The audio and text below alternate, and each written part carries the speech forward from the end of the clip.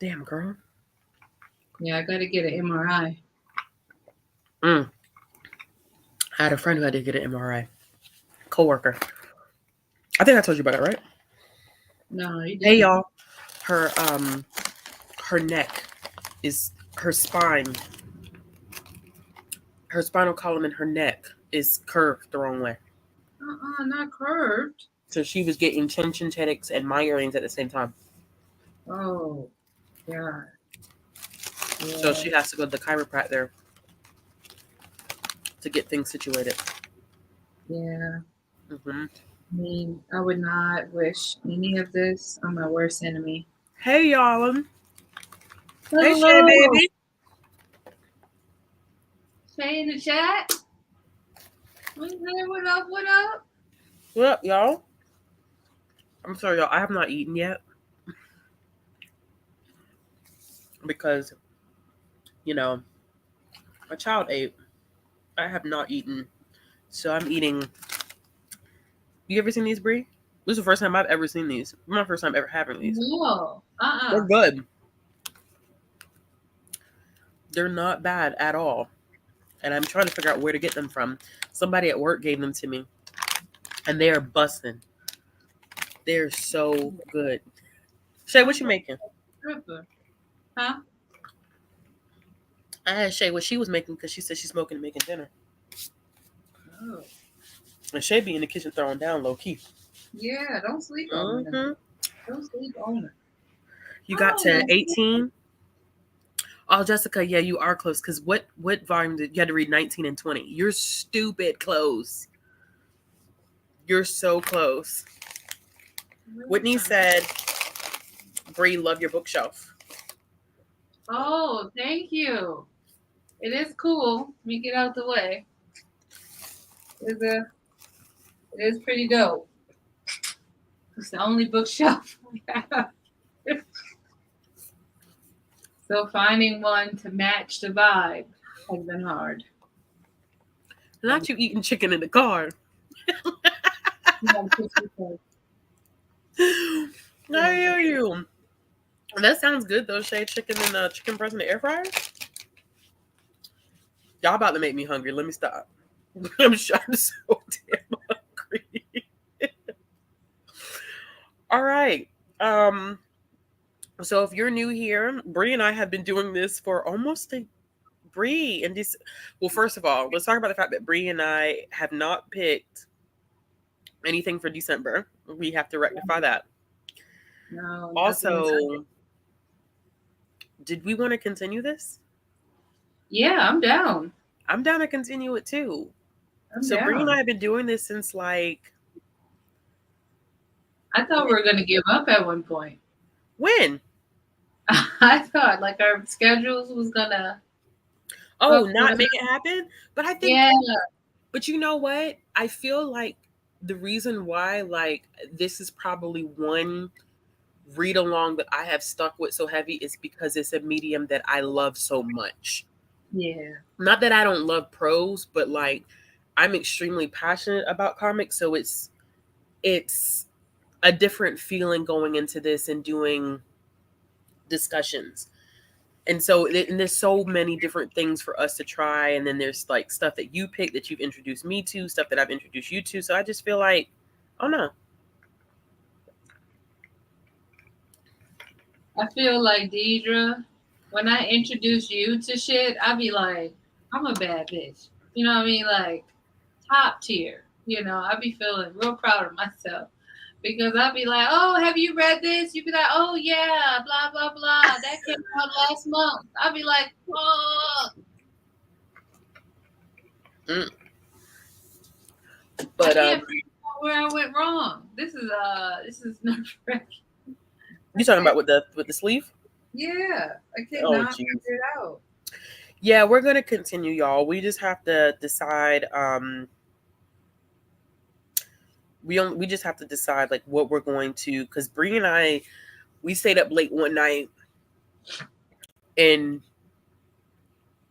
November of last year Yeah, because created it the was whole right before Y'all Fest. It was the night before I went to Y'all Fest, yeah. and we stayed up late one night, and Bree came up with a name for the whole thing, And then we just sat down and I thought the name was clever.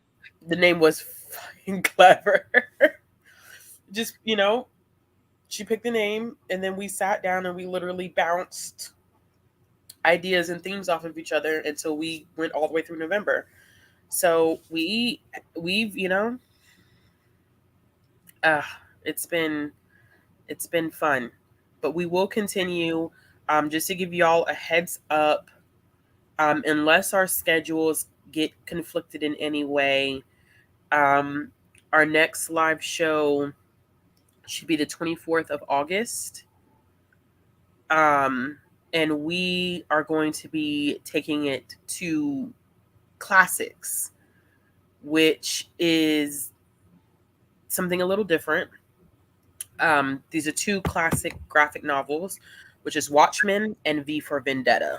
Um, I know about Watchmen and how Watchmen has been tied into, or how it was tied into, um, DC Rebirth, but I have actually never really read Watchmen in its entirety, and I've never read V for Vendetta.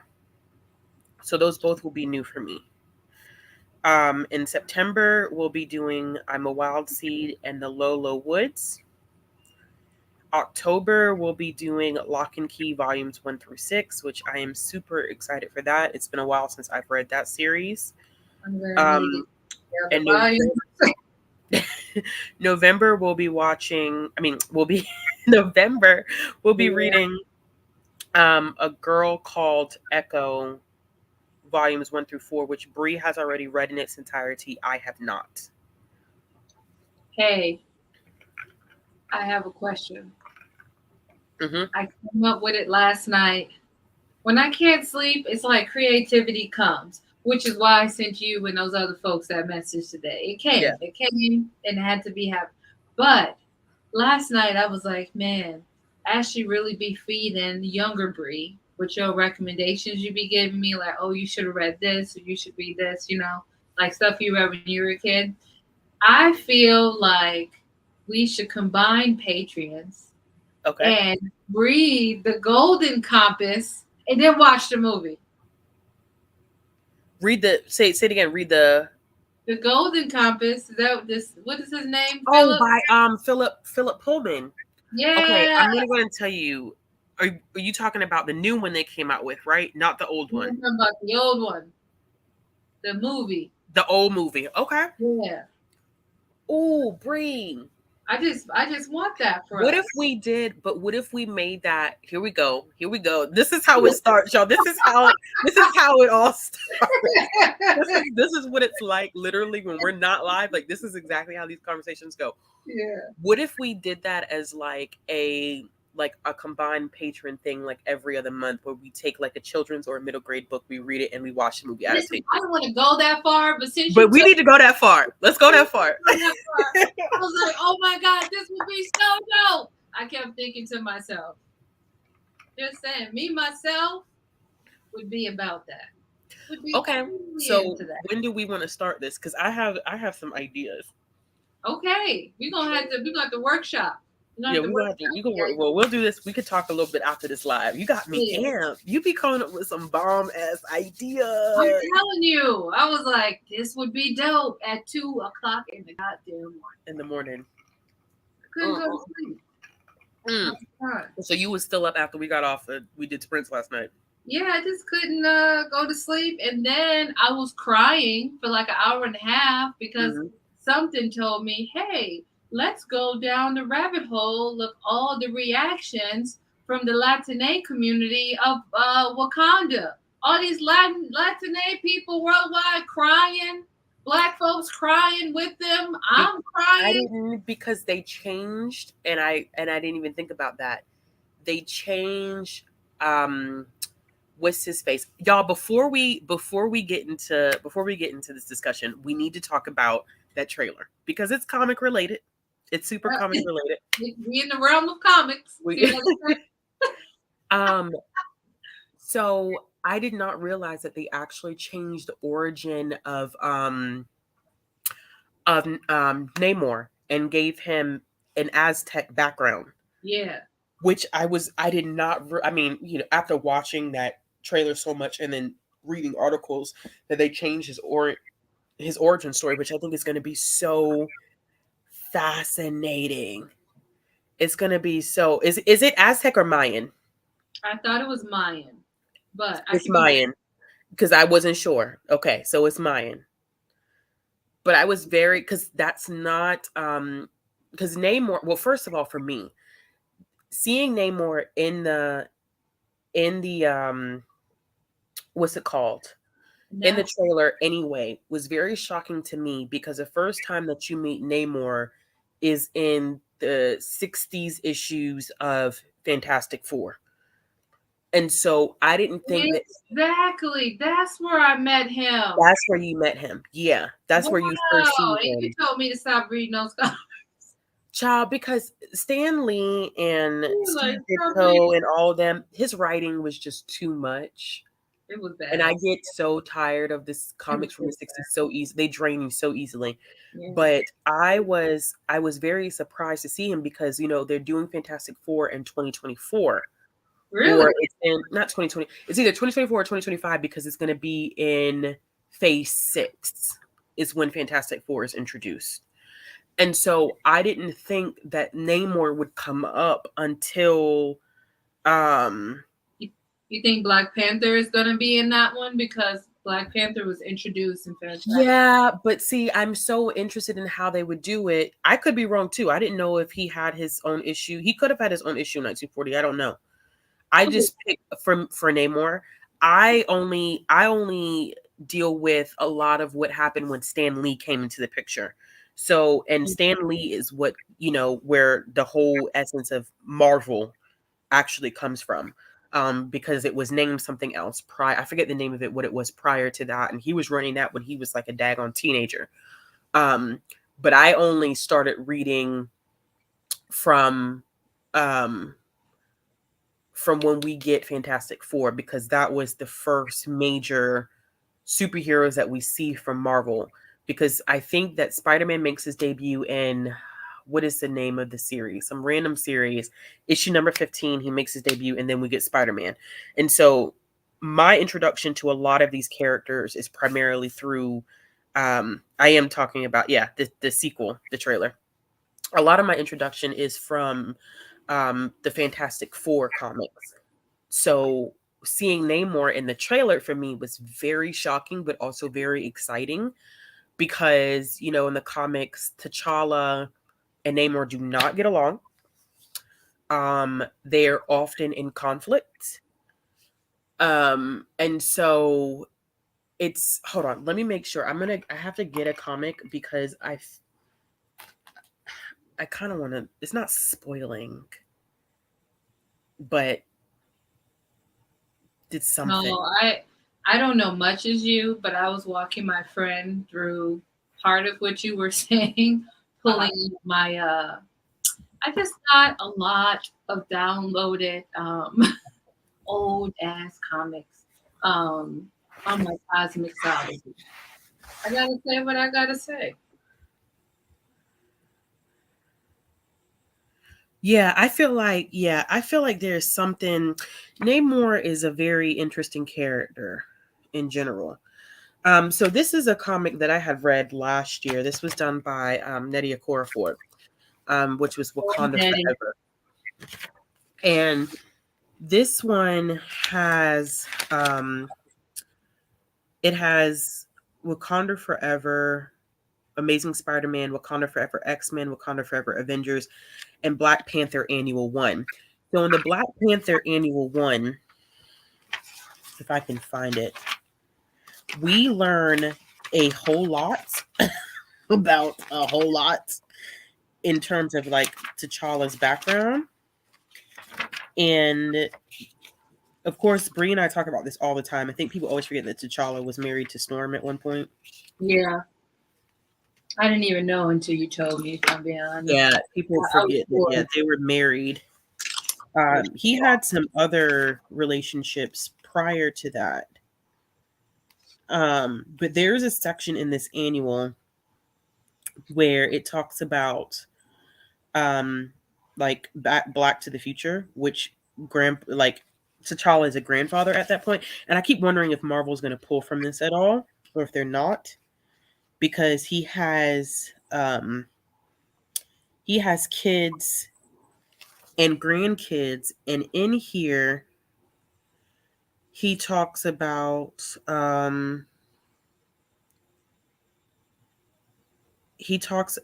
Namor actually coming to Wakanda and staying there for protection after they destroy Atlantis, which I think is interesting because one um one of Namor kids marries one of T'Challa's kids. Huh. Mm-hmm.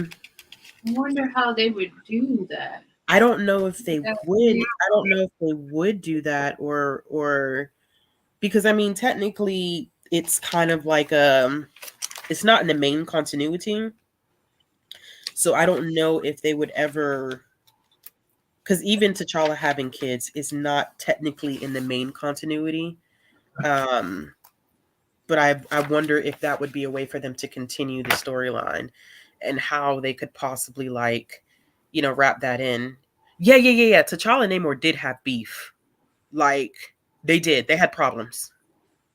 Um, yeah, yeah, we in the did main see you wearing continuity. all white. Yeah, they had problems. Yeah, it's been decided the black delegation that Oh we were yeah, wearing all white. accents of gold and purple. Um, there's been an attire for the next 4 months of black films.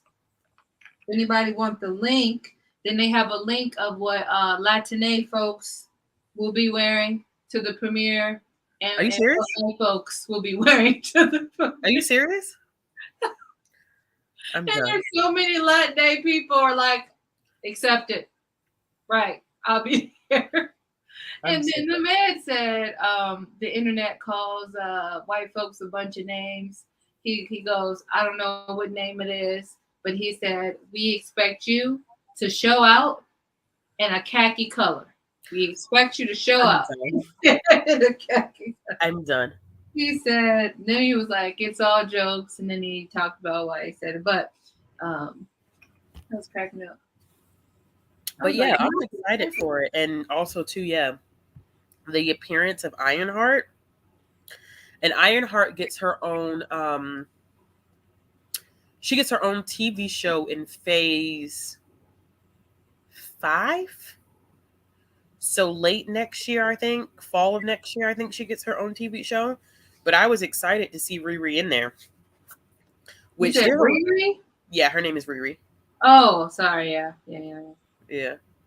I was like, Rihanna is where I went to first.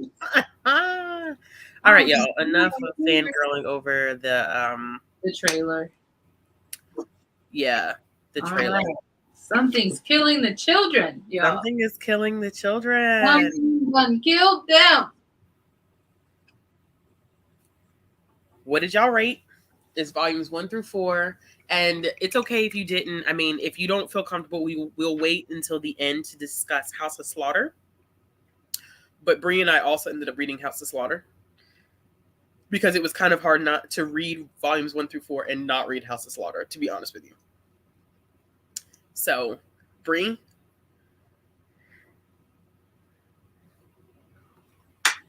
I personally, five across the board. Every volume got 5 from me. Not only was it the art, what I've really been liking, could it be because my comic game has increased? But the lettering would really make or break a comic for It me. does. I tell people that. Will break it. So It I just does. felt like things were placed right. Loved it. Loved the gore. Loved that it was like I love that it like the down to the style, the art style, the illustrations and the lettering was very like horror slasher kind of look. I don't know if that makes sense for me. So that really elevated my look. I mean my review for it. Also, I also like that it started off with like this big thing that had to be addressed, and then it started us of like understanding who Erica is, why she came to be, and I'm excited to see like Keep talking. what My she's dad is calling doing. me. Keep talking. Keep talking. Oh, I'm excited to see like what she's going to continue to do. Jessica, you didn't fail no assignment, boo. You didn't fail nothing. You could come back around.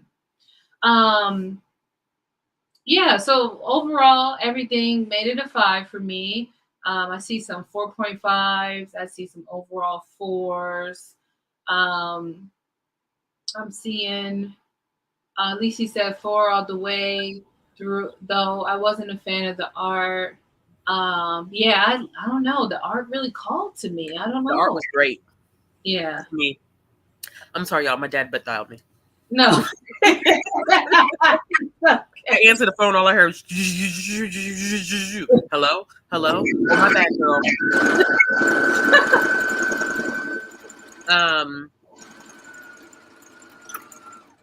So for me, this is my. I've read volume 1 3 times, volume 2 twice, volume 3 twice, and I read volume 4 for the first time this go round. So I'm pretty familiar with the story at this point.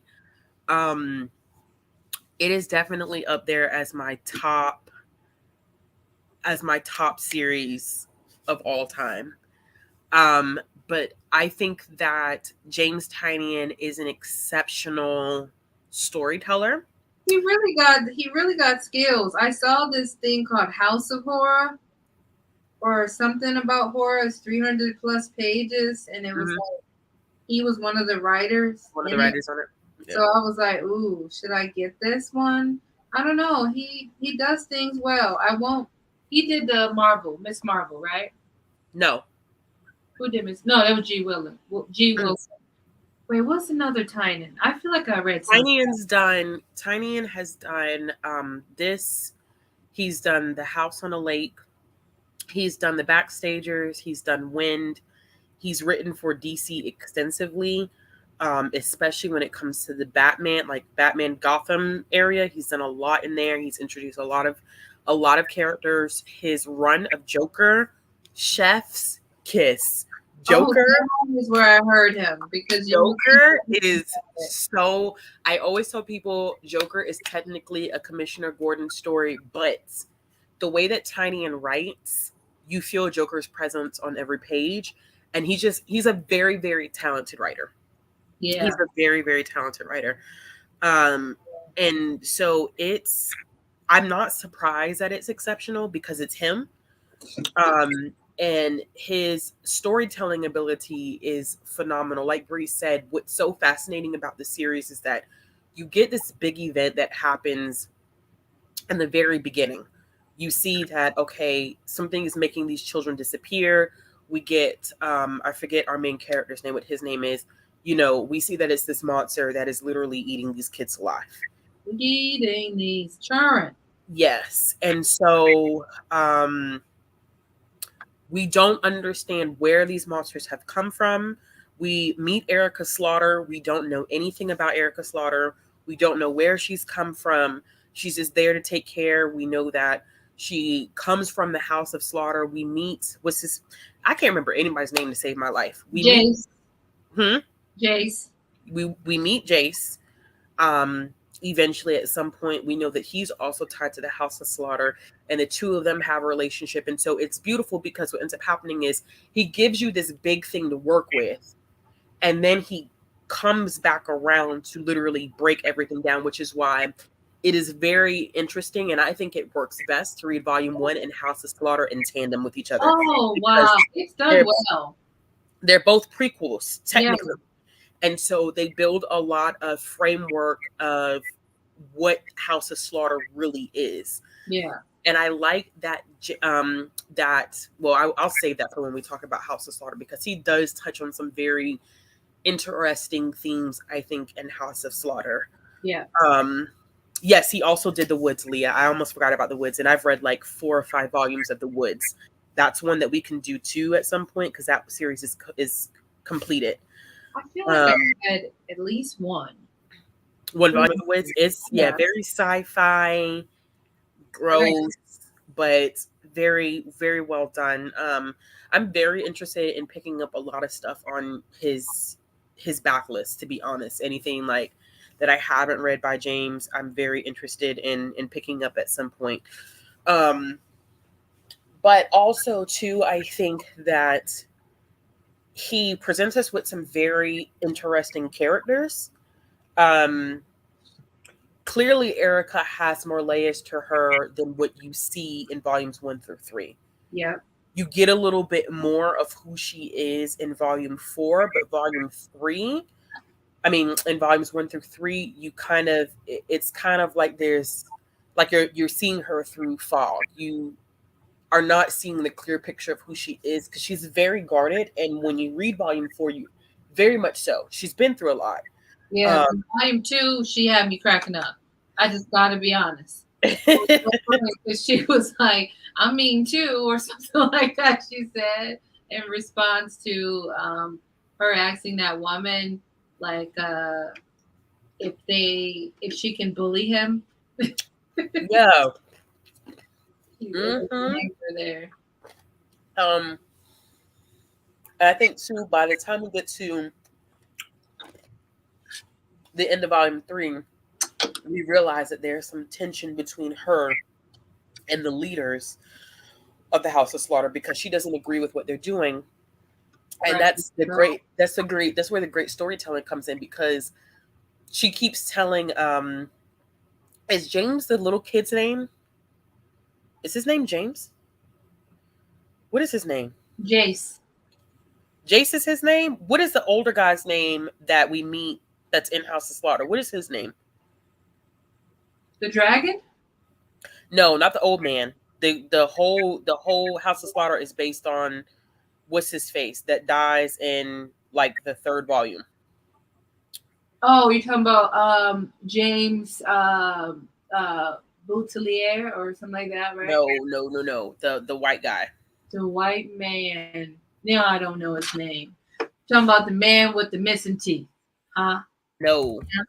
Okay, well, what's life, Aaron? Possibly. Aaron. Thank you, y'all. Thank you. Yeah, Aaron. Um I think too that the reason the I think about just how beautifully this story connects with the introduction of characters like James and Aaron. Um and Aaron also, you understand so much about Aaron and House of Slaughter, y'all. Like you have to read it because when you read volume 3 and Aaron comes into the picture, it really doesn't. It doesn't really make any. It makes sense, but not really, because he comes off as like kind of being the enemy, and he's not. He's not in the least bit. Um, and their relationship means a lot more, and knowing how they were connected in volume 4 and also in House of Slaughter, I can't imagine how difficult that decision was when Aaron made that decision. Yeah, Aaron. Yes, yes, yes. I can't I can't imagine how that felt for her. Because when you read that prequel and you read House of Slaughter and you realize how small, um because in the House of Slaughter there's different divisions which you get in volume 4, Yeah, that everyone who wears a color, their colors associated with what they're able to do. yeah, And so when you realize that they're loners, those yeah, who wear the black mask are loners, they fight alone, and that their unit is the smallest. And so when we get that conversation about when the dragon comes and meets her at the end of volume 3, and he says, you're the last one from your group, basically. All of that stuff gets brought into context. But I think just knowing how tight knit they had to be, and how I forget what the leader's name is, how she brought Aaron and Erica in. I forgot her. Was it Vanessa? Was it Vanessa? I don't remember her name. I literally, y'all, like I can't tell you anybody's name. I am horrible at names. But the main character who the main character who brought in Erica and Aaron. Yeah, I can't. Jessica. Jessica. I knew it Y'all was are Jessica, but I thought Jessica was gonna come for me, being like, "You said my name." So I was like, "Let me chill out." but you know what, Marissa? Let me tell you something. Killing Aaron in volume 3, meeting him in volume 4, and also meeting him in House of Slaughter will make you emotional. Oh my god. It will make, I'm telling y'all, if you have not read House of Slaughter, when you read it, it will be an emotional read. I I almost cried, and there's a hot I cried. scene. There was a hot scene too. I gotta be honest. There was it was a little smutty. It was smutty as hell.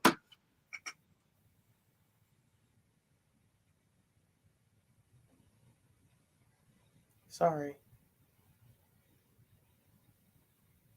Okay. Um, but yeah, you said he comes, no, he doesn't. No, it's not, he's not, no, he's dead. Volume 4 and House of Slaughter are prequels. So they're difficult to read because you know Aaron's fate already. And that's where the once again that very detailed storytelling comes into play. Because Tynion is able to pull on your emotions when you already know what Aaron's end is going to be. You see it in volume 3. And so it's extremely heartbreaking because when you figure out how tight Aaron, Jessica, and Erica have to be because of the dynamic of the Order of St. George, Aaron kind of just sacrificing himself because she knew.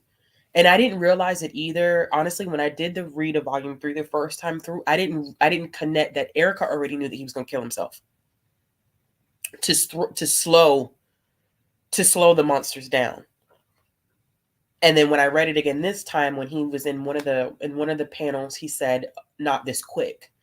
I was like, so he they knew, and so for her to have to accept the fact that he's willing to let himself die in order to give these people a second chance or a fighting chance at life, and she has no one left in her group except her. Yeah.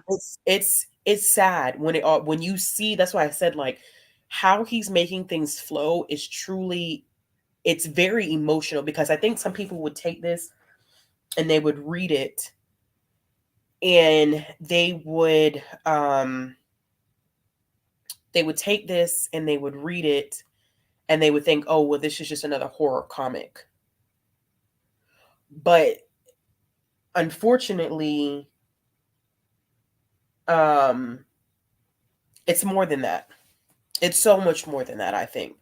I think the emotions that are involved and interwoven into this are going to be extremely important. And I think that Tiny is also playing on fears that we often have as kids. Like that being afraid of the dark, being afraid of monsters, which is why these are creatures that only kids can see and adults can, because we no longer have that imaginative play is what they usually call it when kids are little and they have make believe friends. And like my daughter likes to cook with blocks and she'd be like, mommy, I'm cooking. Like that's imaginative play. Like I think a lot of that, kids have that and adults eventually lose that, so they are incapable of being able to see it once they hit age 18. I just know that this comic series reminded me vividly of one time you were doing I don't remember what video, but it was a video on your channel and you were like, people like to think that comics aren't impactful Yep. and that they can't tell a story.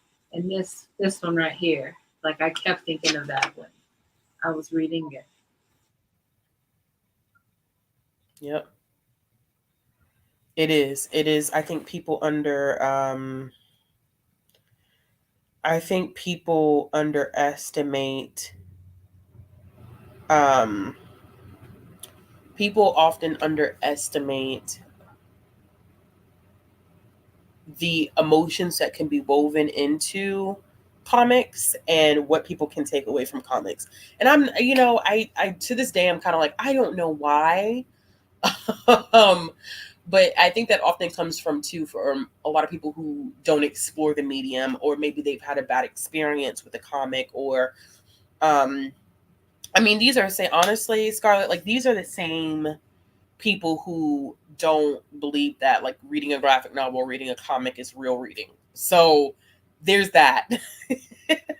Because they don't think it's real reading, because they don't think that you can get anything you can't get anything from it. It's just pictures and words, which is stupid because you read picture books to your kids and you think those are fundamental, and those are nothing but pictures and words. But I think people think once you get past that stage of being a kid that it's no longer relevant. Whereas, I mean, there are comics that have such emotional depth and When people say that, I'd be like, you never in your life read Saga. In your life, nope, read Saga. Just say that. Just say that. Because let me tell you, Saga is going to take you through it. yeah, It's going to take you through it. Whether yeah, you're going to be a willful participant or not. Don't take you through it. exactly. But I think I also think the pacing of it is really good. Oh, the pacing was done really well. They Yeah, set it up for it to be like a lot of volumes and yeah, like a lot of material. I don't know if yeah. that was done purposeful, but I it's, don't. I'm not even sure how long. let's Google it. I don't know how long he's going to take this. Like how many issues he's going to do. I know that Volume 5 drops in October of this year. We get a Volume 5, so he's taking this for he's taking this for an extensive ride. But I just don't know like how much we're going to get out of it.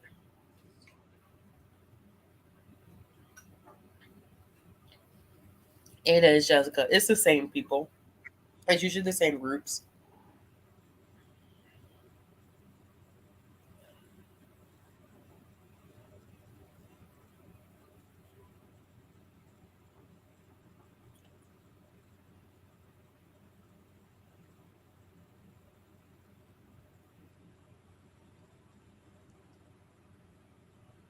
You find anything yet, Brie? No, I'm looking now. Like I'm not typing in the right shit, so I had to. But I see. I kind of disagree with that, Scarlett, just a little bit, because so when we tell kids that reading a picture book, when a kids read a picture book and there's 2 words a page, is that not reading? You know what I'm saying? Like, I think that it's a flawed argument. I think a lot of parents use that because they don't want their kids to only be reading comics because they feel like it's invaluable and they feel like it's just jokey, and that the kids are not going to get anything out of it. But at the same time, like I always say, like reading is reading, whether there's 300 pages on the word or two, you know, like it's a very interesting thing that their criteria set up of people saying like what is authentic reading and what is not. Authentic reading is whatever you make it to be. It's authentic to your personal experience. And for me, I always get kind of defensive about when I see parents make comments like that, because comics have been a huge gateway for kids who are reluctant readers, kids who have, reading disabilities. It is a great way to be able to process information, and they're still getting to practice those fundamental skills. But I think the more we say like no, no, no, no, no, this doesn't count, um, the more we're discouraging those kids from being able to read a medium that they're comfortable reading, you know? Yeah. Um, and I got like me and a parent, we had to like talk about that one time because she brought her son in, and He was very excited about reading the comics, but less excited about reading like the chapter books. Um, but when I explained to her, like, when I explained to her that comics were just as fundamental and just as important to his reading experience as a book full of prose, and that it was a good way to encourage more reading from him, she was kind of on board to let him check out whatever he wanted. And when I tell you that that kid was excited to check out 15, 20 different, middle grade graphic novels and comics and stuff, like that gets kids excited about reading. I think that, when they're not ready to transition to full blown chapter books, and you force them and you force them, it makes them not want to read at all. Yeah. I think you learn more, to be honest with you, because comics is also a study of art. You see how an artist and a comic writer work together in sync in order to create this whole entire visual experience. And so I think that there's so much to be said about it, but I'm also biased because I'm completely biased because I love the medium, and so that's just me.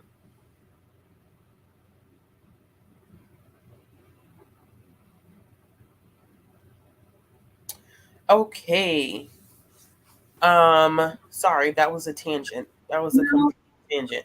I What mean, it was a. I don't think it was. I think it was showing, how to be more inclusive, less were ableist.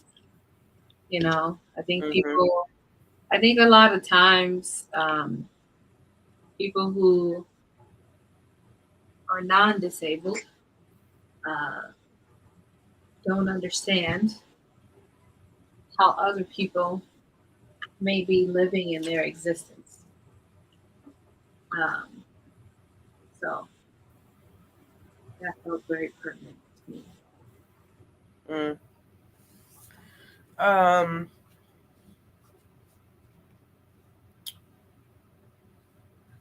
what was I about to say? What were some of your favorite moments? And something killing the children. Mm-hmm. One that I remember vividly is when she was on the bus and was like, "F this, I'm out." Love that. Uh, I loved how much she cared about uh, the little girl and the little boy with the glasses. I can't remember his name. And then another one of my favorite moments is when what's his name? The guy who's like, "I'm gonna protect the little girl. I'm gonna have her at my house." I hate to say it was when he got killed because I was like, he's a dummy. He should listen. Oh, yeah, yeah, yeah. Listen, let me tell you, I was like, he's a I dummy. I forgot that was because it had been a while. I haven't read volume 3 since last year, Yeah, and so I it shocked me. yeah. I was like, "Mer, mer." And then when he was like, "F you," Yeah, he was so mad. would she say, what's her face? She said, "Back at you," or something like that. And then the little girl did, is, what was his name? John, there we go. Yeah. Yeah, is John dead? And Erica was like, "Yes, he is." And I was like, I love that. But you know what? But you know what's so cool about that too? I think I love that Erica didn't sugarcoat death. And that's important because I feel like, we were talking about this at work, that especially now and what we're dealing with just globally, um, that people are having a more difficult time talking about death to their kids, and that it is a reality. It is a huge reality. And so talking about death and grieving and not sugarcoating it is something that a lot of people feel like we should be working towards if people aren't already doing it. And so I was thinking about that, like every time like someone asked Erica a question, she was unapologetically like, she was honest. She wasn't gonna I'm not like gonna sugarcoat anything. I'm gonna tell you it's dangerous. You can die. I need to use you as a pawn, as bait. Like she would just not like she kept it 100. Like, I'm gonna use you as bait. And poor little James was just like, use me. Because and it was I think it was sad when it came full circle and she realized, like, she knew that James was the reason why the creature existed from the jump. And so it was sad when it took him, like when it connected for him, like, oh shoot, I'm the reason why this thing exists in the first place. And so I'm ready for James to kind of explore, James Tynion. I'm ready for him to explore the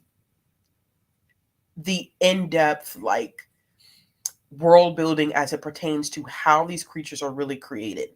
Because in volume 4, we get a taste of the fact that, they're depending upon where people are in the world, they fight different creatures, whether that's dragons or whether it's based on more traditional lore like vampires and stuff like that. And so it's a very interesting way to showcase the fact that a lot of the monsters that we hear so much about are really just conceptions of our mind, and that's where they have their origins, that's where they come from. And so that's why they exist. It's a very interesting thing. So I can't remember, Adora, if this is volume 4 or volume 5, in which we get an explanation as to why. Not volume 4, volume 5. I can't remember if it was volume 4 or House of Slaughter, that we definitely see more of the stuffed animals. We see a lot of that in House of Slaughter. And we do see, I think, the origin of where the stuffed animals come from in volume 4, and how they all have a stuffed animal. And it's very interesting. Um, Thank you. It is volume 4. I was like, I can't remember if it's volume, because volume 4. That's why I said volume 4 and House of Slaughter were very perfect. Like they are definitely good to read in tandem because they connect to each other.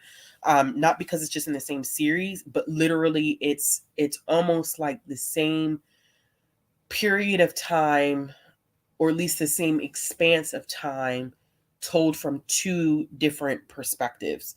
And House of Slaughter covers 15, I think 15 years. It flashes back and forth between what would have been 15 years prior and then what would have been before we see Aaron die in volume 3. So it's quite a bit, y'all. It's a lot. And I do agree with the Scarlet, like, it makes you think, like, we are the monsters. We come up and just think about all types of lore where monsters come from, whether that's vampires, whether that's dragons, whether that's the boogeyman underneath the bed, or, these killer monsters that are specifically attacking children. Like, we come up with those ideas ourselves. Those come from within us. And so I think that that's a huge thing that Tynion does explore in this. And I'm very excited. Um, I'm very excited to see where he takes this going forward and how much he's going to dive into that lore, because volume 4 really does show us, like, how expansive this world is. That it's not just because in my head, when I first started reading, volumes 1 through 3, in my head, I'm thinking, like, okay, well, this is simply, what is the name of the something, y'all? What is the name of the town? Something Peak, Archer's Peak.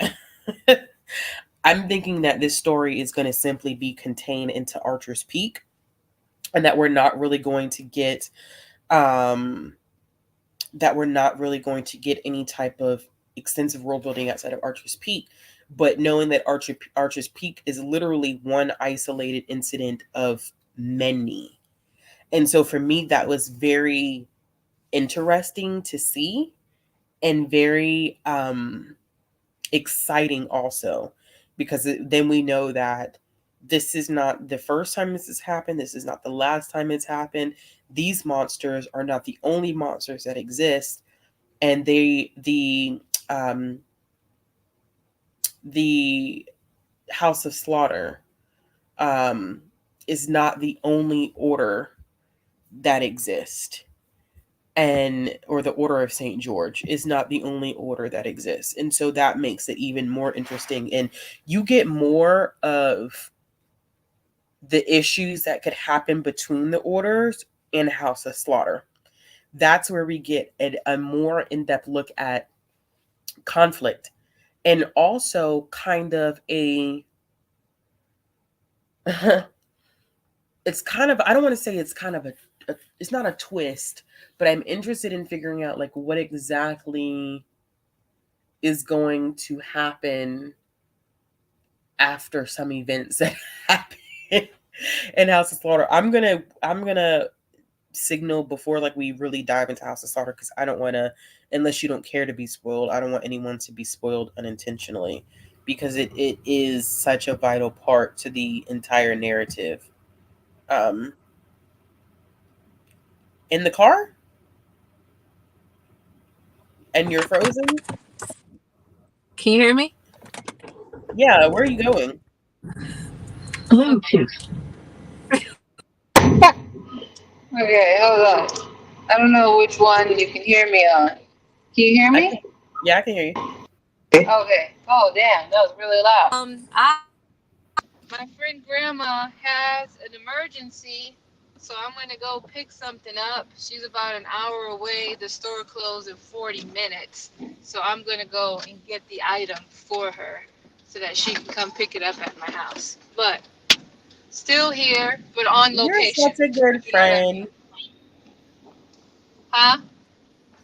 And I said, you're such a good friend. You know, you could have left and said you had an Yeah, it's emergency. okay. I wanted to be a part of the.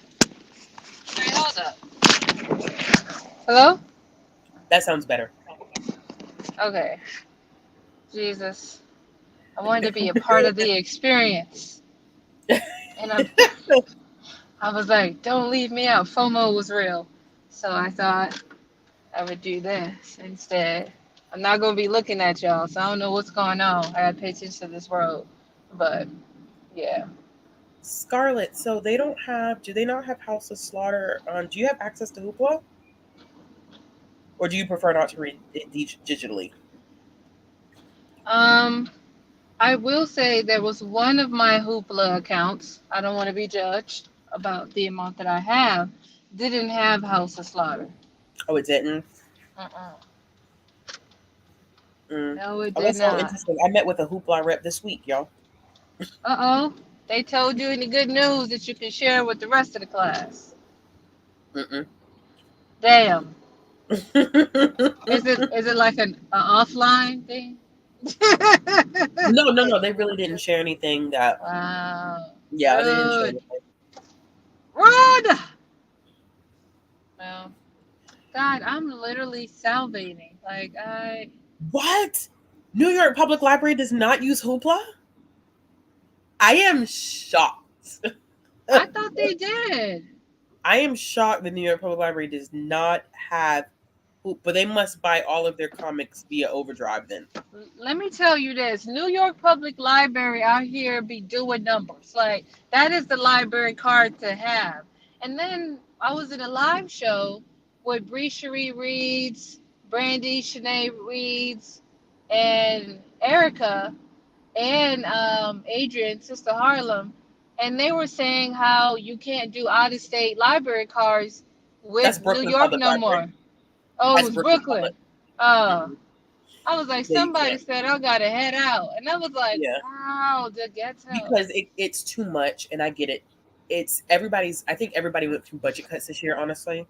And so even for people don't understand that even paying for out of state library card, like it's not going to be the equivalent of, because people who are using out of state library cards really are only using resources, and we don't really have access that much anymore to what they which is the equivalent of having an own license, meaning that you own the copy of the ebook or the Okay, or the son. e-audiobook forever. Okay, So son. it costs a lot to be able to maintain that amount of online activity. And so a lot of libraries are seeing an increased amount of ebook checkouts, e-audio checkouts.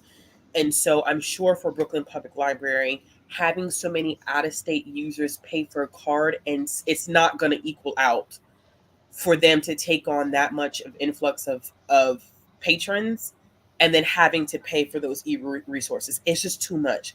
Because Hoopla, like I always tell people, like if you check out stuff on Hoopla, like make sure you read it, because libraries are charged per circ, which is why some libraries have a higher amount of checkouts and some libraries have a lower amount of checkouts, because they estimate based on how many people have an active library card, how much can we afford to pay per person.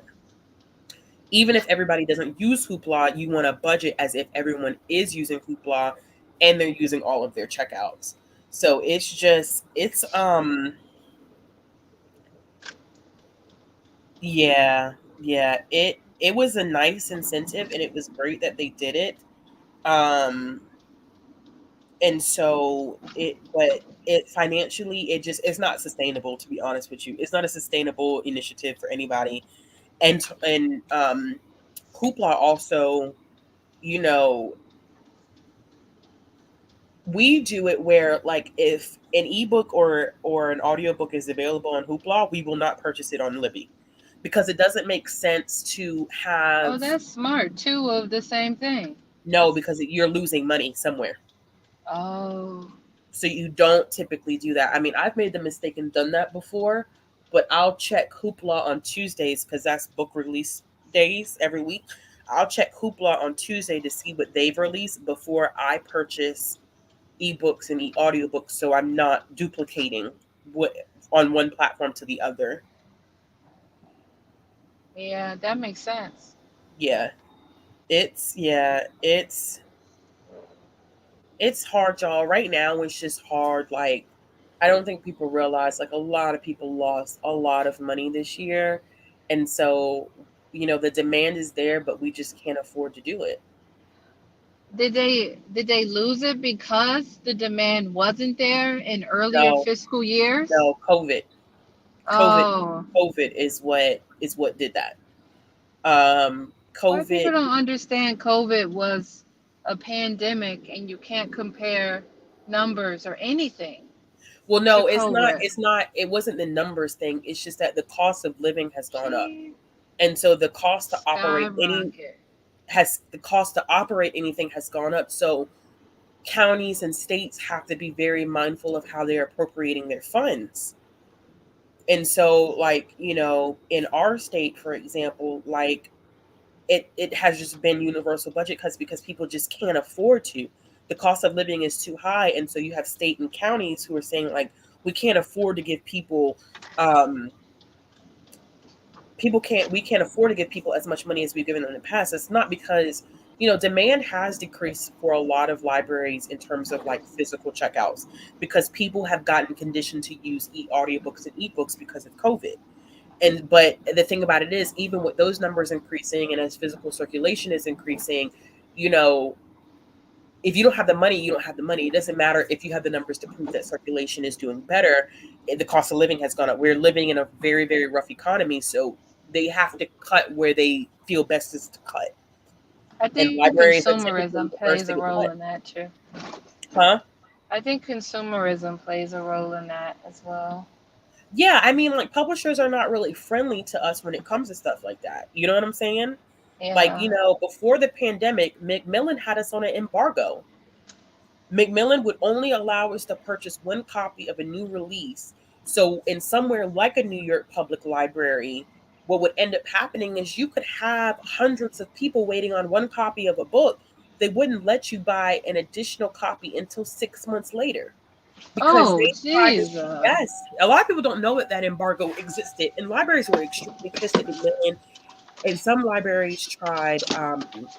They tried boycotting McMillan, but when you think about imprints, it's impossible. But I do think McMillan was dirty for doing that, because they tried to claim that libraries were making them lose money on ebooks, which is which is McMillan wanting to cut accessibility. Honestly, yeah, yeah. Publishers are trash.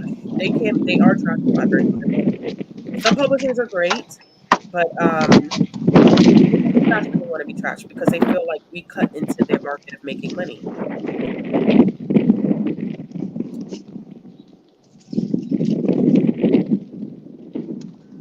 Marissa, we get 10. Wow, 10? Mhm. Fancy! Yeah, we get 10. Jeez. I'm dropping everything. I need to walk fast. Yeah.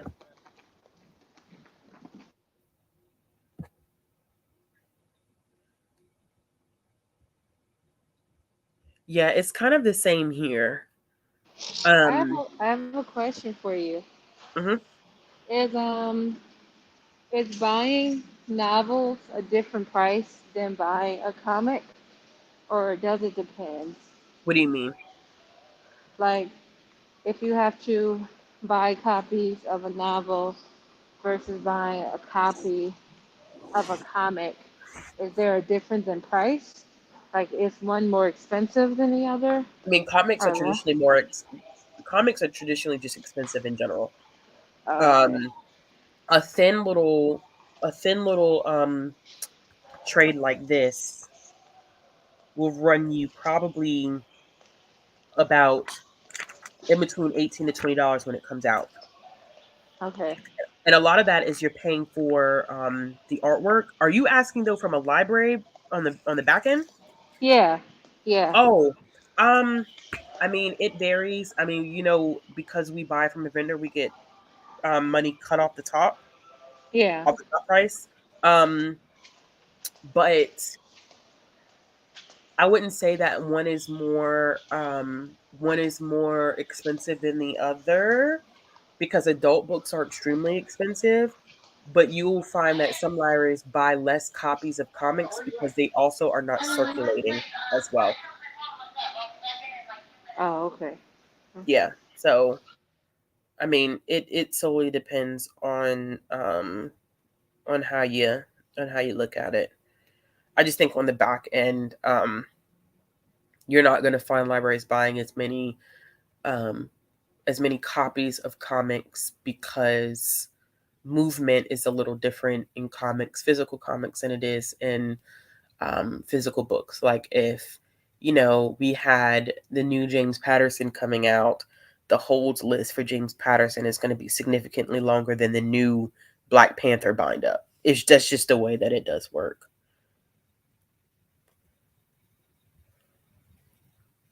That's wild. But also I understand people just not wanting to be amongst people. Like that's a thing too. Um I don't want to because I know Bree is going to want to be a part of the conversation for House of Slaughter. So and I know she's doing this right now. So I don't want to start that conversation without her. Um so let's talk recommendations if you want. Are there things that you're interested in that you think you would like to try in comic form? Are there certain genres? Are you interested in certain characters? Would you be interested in? Hey, Kathleen, we're not talking. We're not talking right now because Bree's in the middle of doing something, and so we are just going through talking about stuff maybe that we've recently read comic wise or books that we may want in terms of like recommendations. Um Okay, sorry. Had to make sure. Sometimes when I'm in Menards, I think the men Hmm. traditionally who work here be thinking because you're a woman that you don't know where shit at. Hmm. But I did work here for 2 years, so put some respect on my name. I know exactly what I'm talking about coming in here to get. So that was a little enough. But anyway, I'm ready to talk about House of Slide. Are you sure we can wait until you get back home so you have, you can focus on getting out and driving back? Yeah, it don't matter to me, but Yeah, yeah. I just wanted to give you some time so you could, get yourself situated and you can sit down and really talk the way you probably want to talk. So we're just talking about random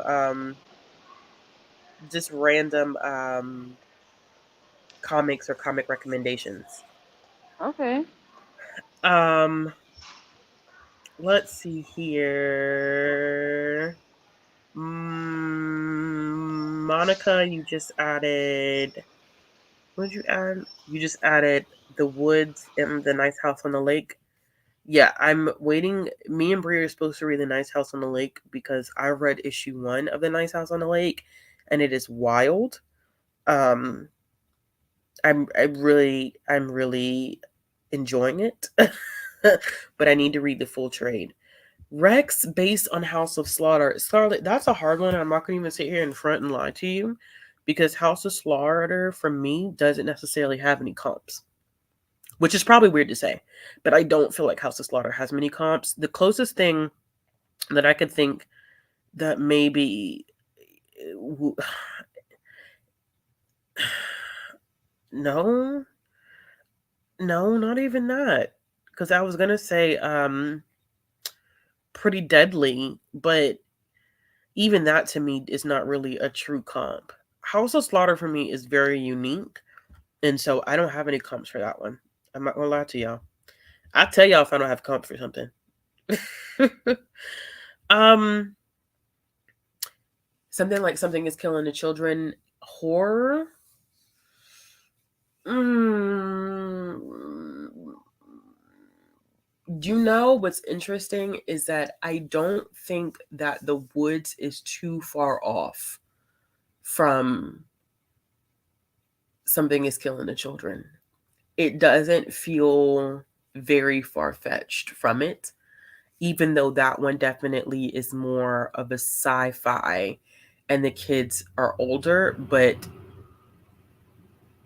I feel like they have similar vibes. But I could also feel like they have similar vibes because James has written both of them. So that could just be the thing about it. And I have not read the closest that I've come in terms of horror comics, really Lock and Key is one that I've read that's horror. The Woods by Scott Snyder, which I wasn't really a huge fan of The Woods. Pluto, I forget who wrote Pluto. I'll have to look that one up. It was kind of a horror base, but it was a one volume thing, and the execution for Pluto was not as good as I was expecting it to be. I wanted more from it, but if people are interested in more horror based comics, I mean, I would wreck that one too. Um, Lock and Key is not. I don't want people to be like, "Oh yeah, Lock and Key is nothing like." I can't believe you said if they're interested. Of course I am. What? Speaking me in horror comics. I mean, it's so kind of it. I don't think I haven't really read that much. I mean, I don't feel like The Walking Dead to me isn't really horror. I mean, I feel like zombies is a completely different thing. There's another one, y'all, that I used to read, and I'm trying to. Revival is kind of horror based that also kind of deals with um zombies. I think I've only read 2 volumes of Revival though. I haven't read that many of that one. Um, For some reason, I can't remember L, but I thought that was horror too. I can't hear you, Bree.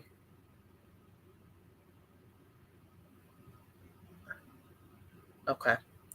Um, um, Victor Laval's Destroyer is another one that is horror sci-fi ish.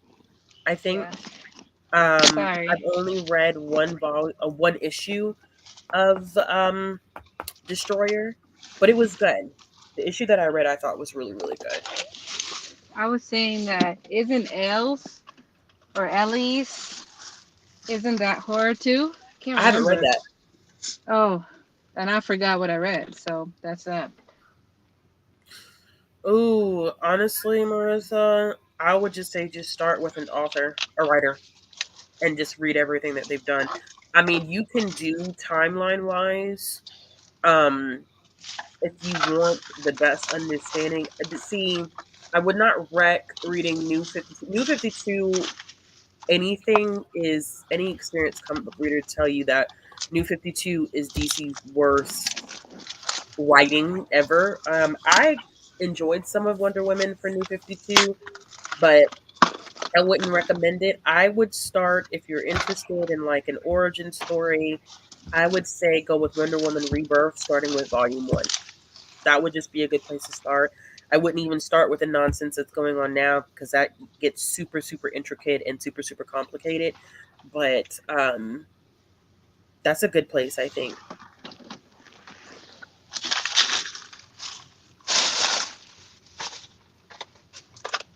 I'm going to see more characters of color. They're out there. There are a lot more comics now with characters of color at the lead.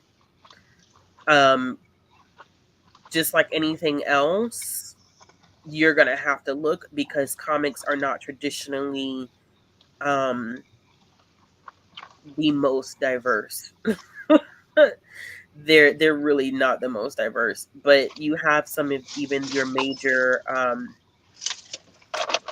even some of your major publishers and Marvel who are starting to produce more characters of color as a lead. Like Aquaman is now, well, his name's Aqualad. He got his own series. He's black, written by a black writer. You know, you have and it is not really, it's, I don't want to say it's your more obscure character because they're not obscure. I think they're just being brought forward more now than they have been in the past.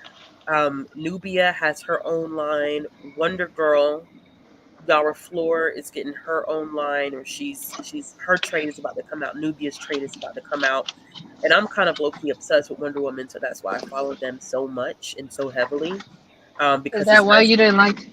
Is that why you didn't like the movie, or was it? Wait, was I it didn't you who watch didn't this. like I the movie? didn't watch this. No, I didn't watch the second one because I had heard so many bad things about how she was portrayed in that second movie. Very, very. I don't want to say codependent because it's not the word. It's not the right word. She was very much so wrapped up in her love interest, and that's not Wonder Woman as a character. This is the same woman who kicked Batman and Superman's ass. So at this point, it's just kind of, it's very contradictory to her as a character, where a lot of what happens and what's been happening in DC's universe is she is the center of it.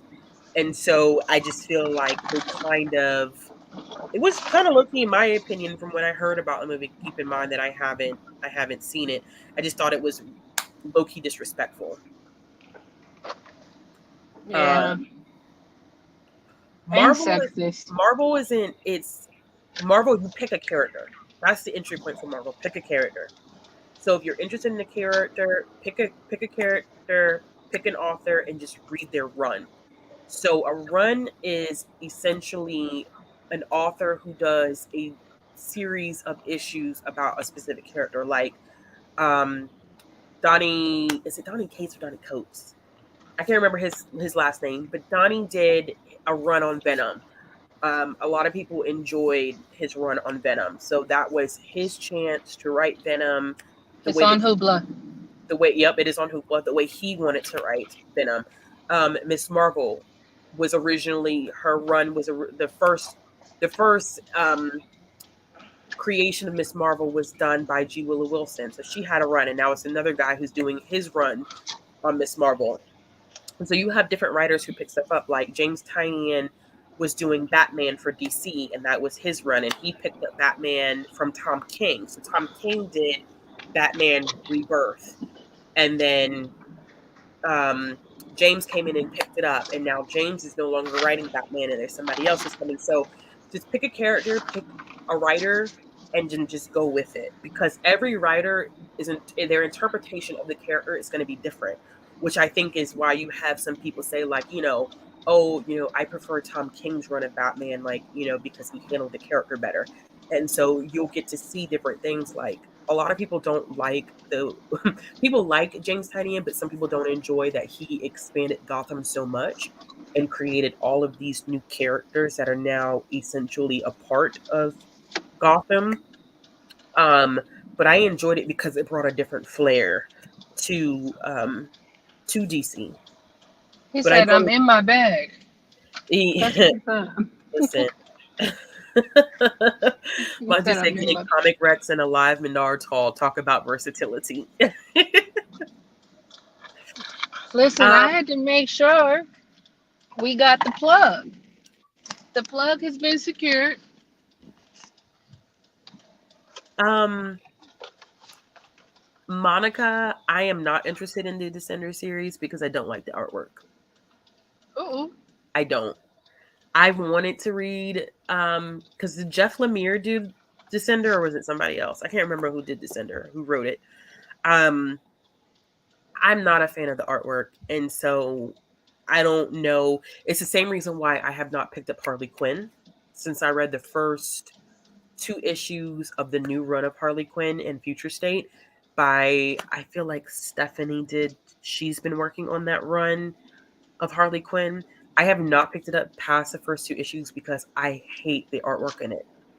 And so it just takes me out of the reading experience. So I'm kind of like, I don't, and it's unfortunate because there's so much that I want to get going with in terms of like Future State and Fear State and all of that that's currently happening in the DC universe. And Harley is very pivotal to all of that. But I mean, that artwork, y'all, just, oh my gosh. The artwork is, no, I'm not interested, and I'm very nervous about what Netflix is going to do, and I'm going to tell you why. Wait, say it. Netflix is Read the picked up. comment to me. Read the comment So to me. Leah asks, "Are you interested in the adaptation that Netflix has just started working on in reference to Something Is Killing the Children?" No, I'm What? not. Yeah, No! I'm actually No! pissed because Netflix also picked up Lock and Key, and they fucking ruined it. I'm very interested to see because I thought Lock and Key on Netflix was the bomb.com. It was horrible to me. So I didn't read the comics. So I mean, that's the difference. Yeah, So I did. I'm interested to see like would my thoughts change. Um, I hated. I hated what Netflix did because Netflix, what they did is they took Lock and Key as I knew Lock and Key, reading that series all the way through and reading some volumes multiple times. They took that entire series and they watered it down for kids. And I was pissed But because isn't it more horrifying? that series is dark as shit. I'm ready. Dark It's like my soul. No, I'm just kidding. it is super dark. It is super, super dark. And so I think for me, like knowing that they kind of created this play version really, really irritated me. Hmm. I was very disappointed in that. And they made it seem like Lock and Key was this fantastical comic book series. No, Lock and Key is horror, and it's dark, and it's gory, and it's gritty, and it's fucked up. So you telling me they Disneyfied it? That's Yes, what they I'm did. hearing. Yeah. Wow. It feels like they wanted to make it Mm-mm. accessible to kids, but it's not supposed to be. Wow.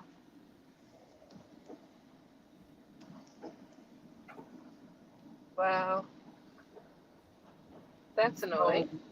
As With that hell. being said, I'm very nervous about um, anything that Netflix picks up in terms of comics because I don't think that they're going to necessarily do a good job with it. I think they just have potential to just screw shit up. So, am I? I'm not, y'all. I'm sorry. Exactly. The New 52, the hype when that started. New 52 for me was interesting because it really was a good gateway, but the writing in New 52 is what people say is some of the worst writing that DC has ever seen. So, yeah, it was a play version. I'm sorry, y'all. I'm in the middle of doing something right now. That's why my screen is everybody's screen is black. Man, I'm just sad. They took my parking spot right away. That was a nice parking spot. Yep, Kathleen took the words out of my mouth. Yep, Netflix Disney-fied Lock and Key. It was it was not, and then I refused to watch because they did what is the one by Jeff Lemire for real with the kid that has he has horns. What is his name? Sweet Tooth. Didn't they pick up Sweet Tooth too? I just refused to watch it.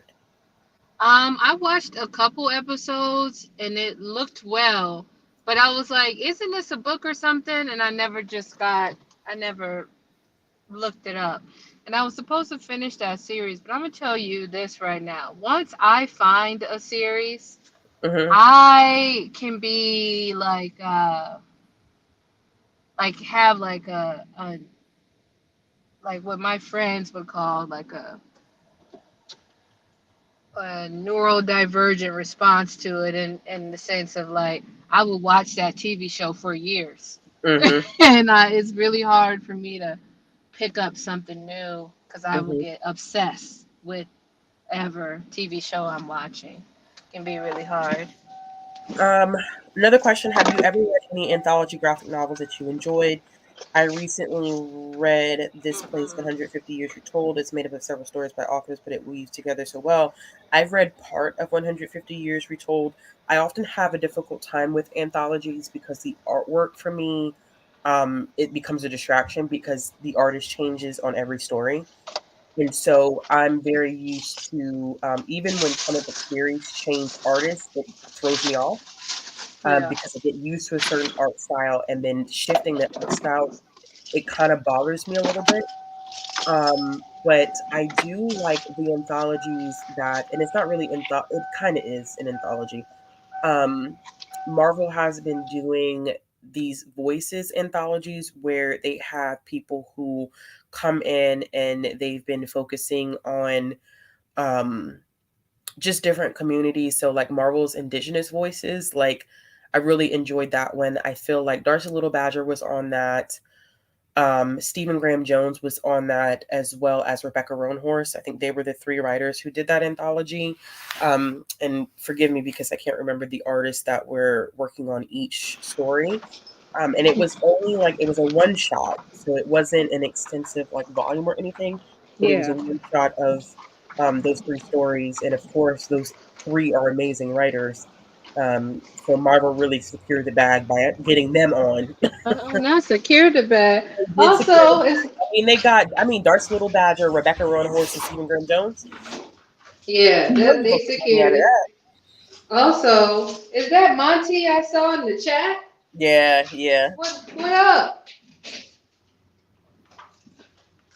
Monty said, the only New 52 I read was when Scott Snyder's run off Batman, and I had to leave when the Joker cut off his face. I do like a good Joker, kind of like one shot. I do. I recently read one probably within like the last year called "To Three Jokers," and is one of the a lot of people don't like it, which is so interesting. A lot of people do not like that comic at all, but I really like it because it plays with three different versions of the Joker. Sorry, y'all. It plays with three different versions of the Joker that exists at the same time, and so it is pretty daggone unique because they you don't know which one is the real Joker. Like because something happens and Batman is having to interact with all three of them, and it's kind of sick. Not kind of sick. It is extremely sick, but I I enjoyed it. I just want to rant for 1 second. Yeah. I live in an apartment where it is pet friendly. Mhm. Hold on 1 second.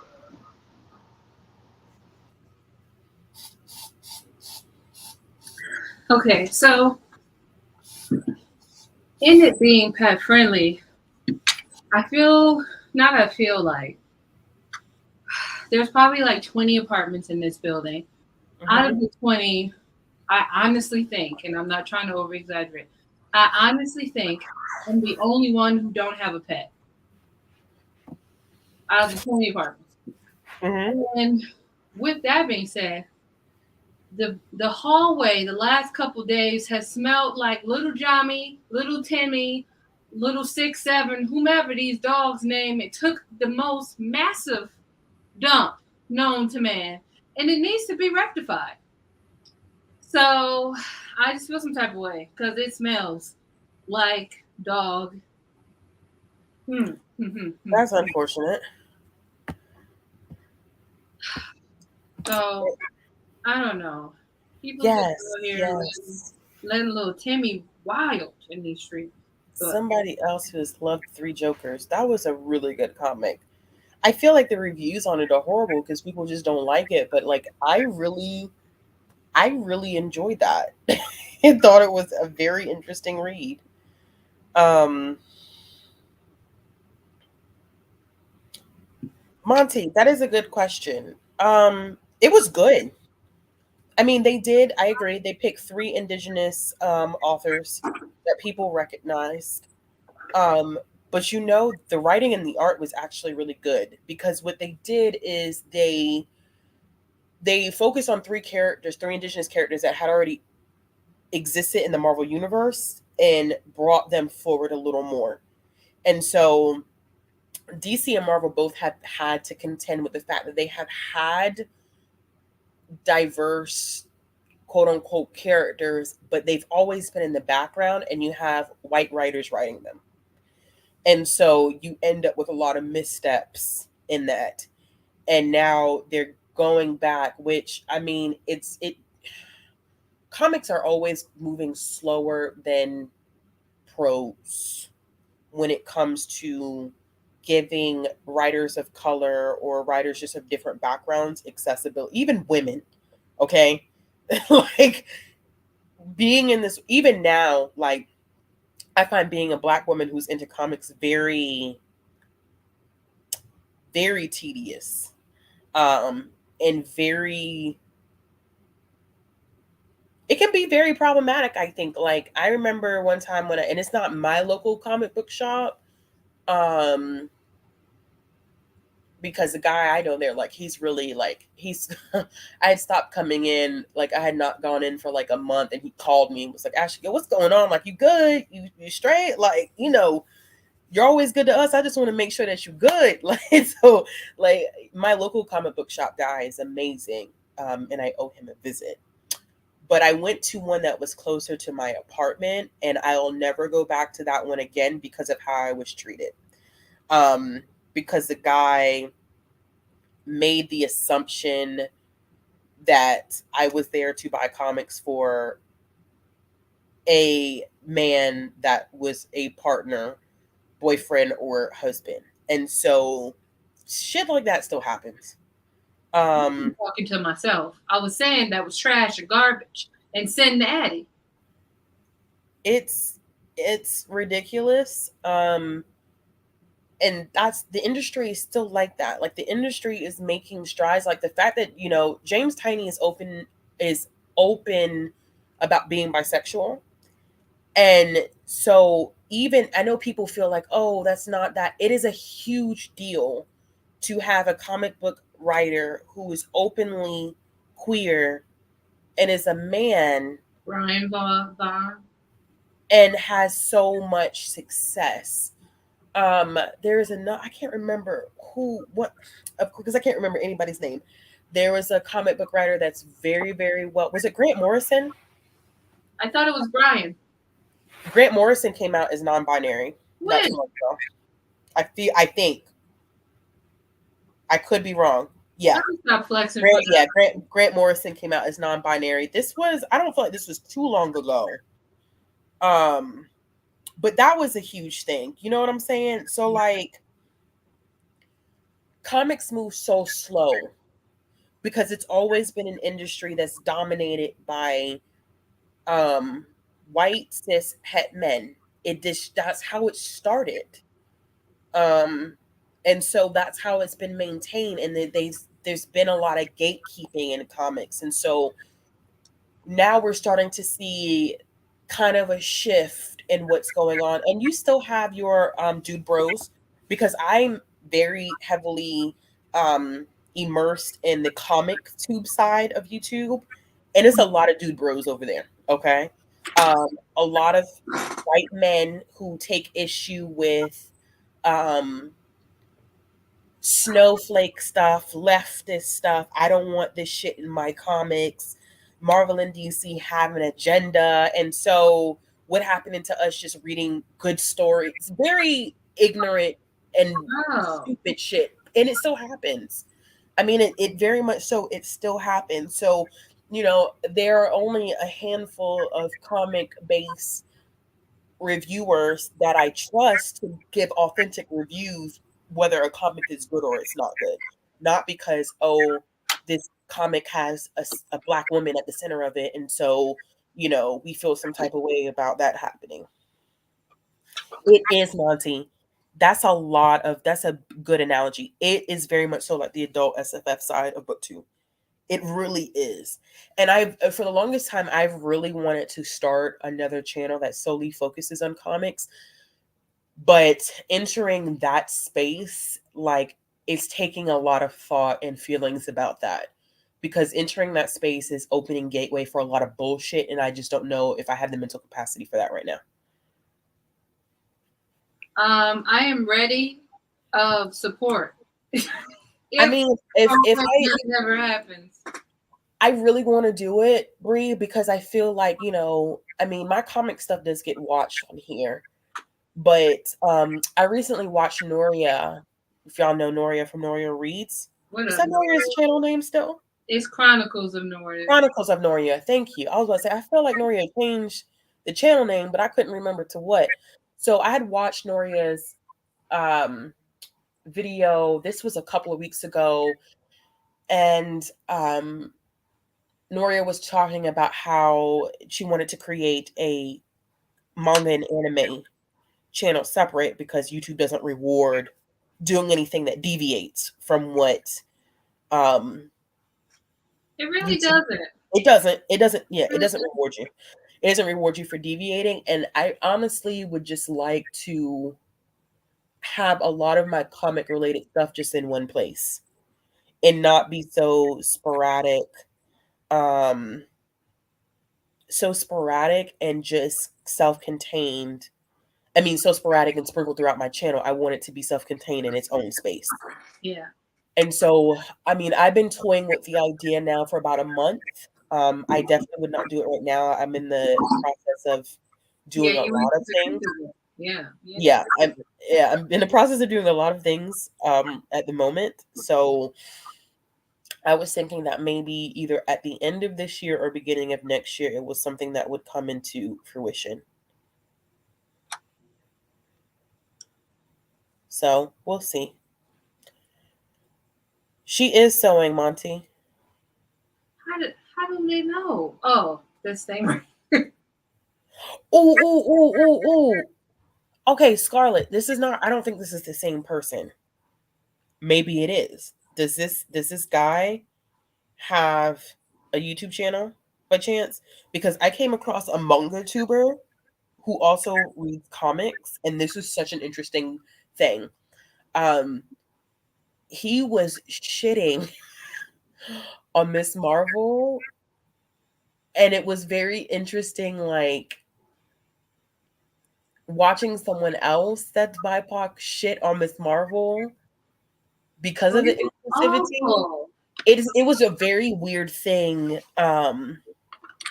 It was a very, very weird thing to kind of see happen because I'm like, sir, we were not we were not represented well when we existed in we'd be written by white men. And so the rep was often not good at all. Um, and granted, the TV show of Miss Marvel is trash. I'm so sorry for anybody that's enjoying it. It's horrible. I've been waiting for your thoughts on that. I don't like it. Interesting. I watched 2 volumes with some of my patrons. Not 2 volumes. Sorry. I know. It's cracking up. I watched 2 episodes a few weeks ago with some of my patrons, and I did not like it. I didn't like it, y'all. They changed too much. Like, I feel like they aged down.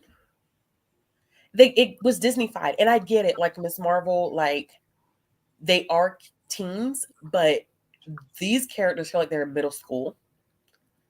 I don't like how they try to bring in Spider-Man, Miles Morales, how the text was very like it was comic book animated. Like they would have different parts. Have you seen that, Brie? Sorry, I was talking to myself. I thought about asking you if you've seen it, but I haven't. I also, out of all the stuff we read so far, Miss Marvel wasn't my favorite. I like Miss Marvel because she shook up. I like what she represents. Yeah, she shook up. Like her story, the Marvel universe. Yeah, I felt like her stories could have been better or something for me. I don't know. But I just don't like the way this adaptation is just different. And I get it. The rep, see, and that's where it gets kind of difficult. Like the rep is good. The rep is there, but if we're talking about not just representation, if we're talking about like the storyline, it's not good. It's not good. See, I like with Ms. Marvel the comics, I like the representation and the storytelling. And in this, like the rep is good, and I'm glad that that representation is happening. But coming from the source material, it's not good at all. I just don't think it's good. I think it's one of Marvel's weakest, and in terms of viewership, it is proving to be one of Marvel's weakest. And that could be for a number of reasons. That could be people just wanting to push back against, whatever they want to push back against. But I also think that Miss Marvel brown person is what I said. But yeah, go ahead. But see, then how do we account for Black Panther? I think that I oftentimes feel like it's certain types of brownness at certain times is more palatable for folks. Yeah. And certain characters, I think Black Panther has always been Black. But when you think about like leading Marvel characters in the superhero role that Miss Marvel was in, they tended to be white. So maybe people are pushing back against that. I don't know. I'm making. I mean, I'm trying to figure it out because you have movies that have done. See, Marvel is adults, and so what's happening with Miss Marvel is Miss Marvel is a group of teens. The same way Spider-Man is a teenager. But see, what irritates me is that Spider-Man is not. He wasn't written as young as Miss Marvel was written, and they're the same age. And I did not like that. It's almost as if her and Bruno, because even like thinking, and characters aside, like how someone looks in real life, how they look in the comics is going to be vastly different. But I got frustrated at the fact that like Bruno looks like he's damn 12. And they're not that young. They don't feel that young when reading the comics. I feel like they just age them down, and the story feels very kiddie and not like high school. It doesn't have to be the CW teen angst type of thing. But the middle school vibe that I get, like this is a show on Disney Channel, like I could have done without. Okay, speak your truth. Yeah, no. I mean, yeah, I do like the Marvel shows. Like WandaVision, I have seen a ridiculous amount of times. To Let me me, that is the watch best TV that. show that I have seen Marvel do. Well, I'm still ready to see that with you. I've been waiting, and I want to read Moon Knight. I told you this, so I can compare. Yeah. Oh, I heard Moon Knight was good too. Girl, but Moon Knight is good, but I don't know if it's Yeah, I heard Moon Knight. Yeah, I heard Moon Knight was good. I love the reason why I love WandaVision so much is because the creativity behind WandaVision is sick. And the whole concept of grief is mind like how they explore it with Wanda is mind boggling. And they're also, oh, look who came, y'all. I haven't gotten these. What up, adults? What up? Um, but yeah, I enjoyed I enjoyed WandaVision. It was creativity wise, WandaVision was great. It was really, really great. And I just don't think that they'll be ever they don't I don't think they'll ever be able to reach that peak again.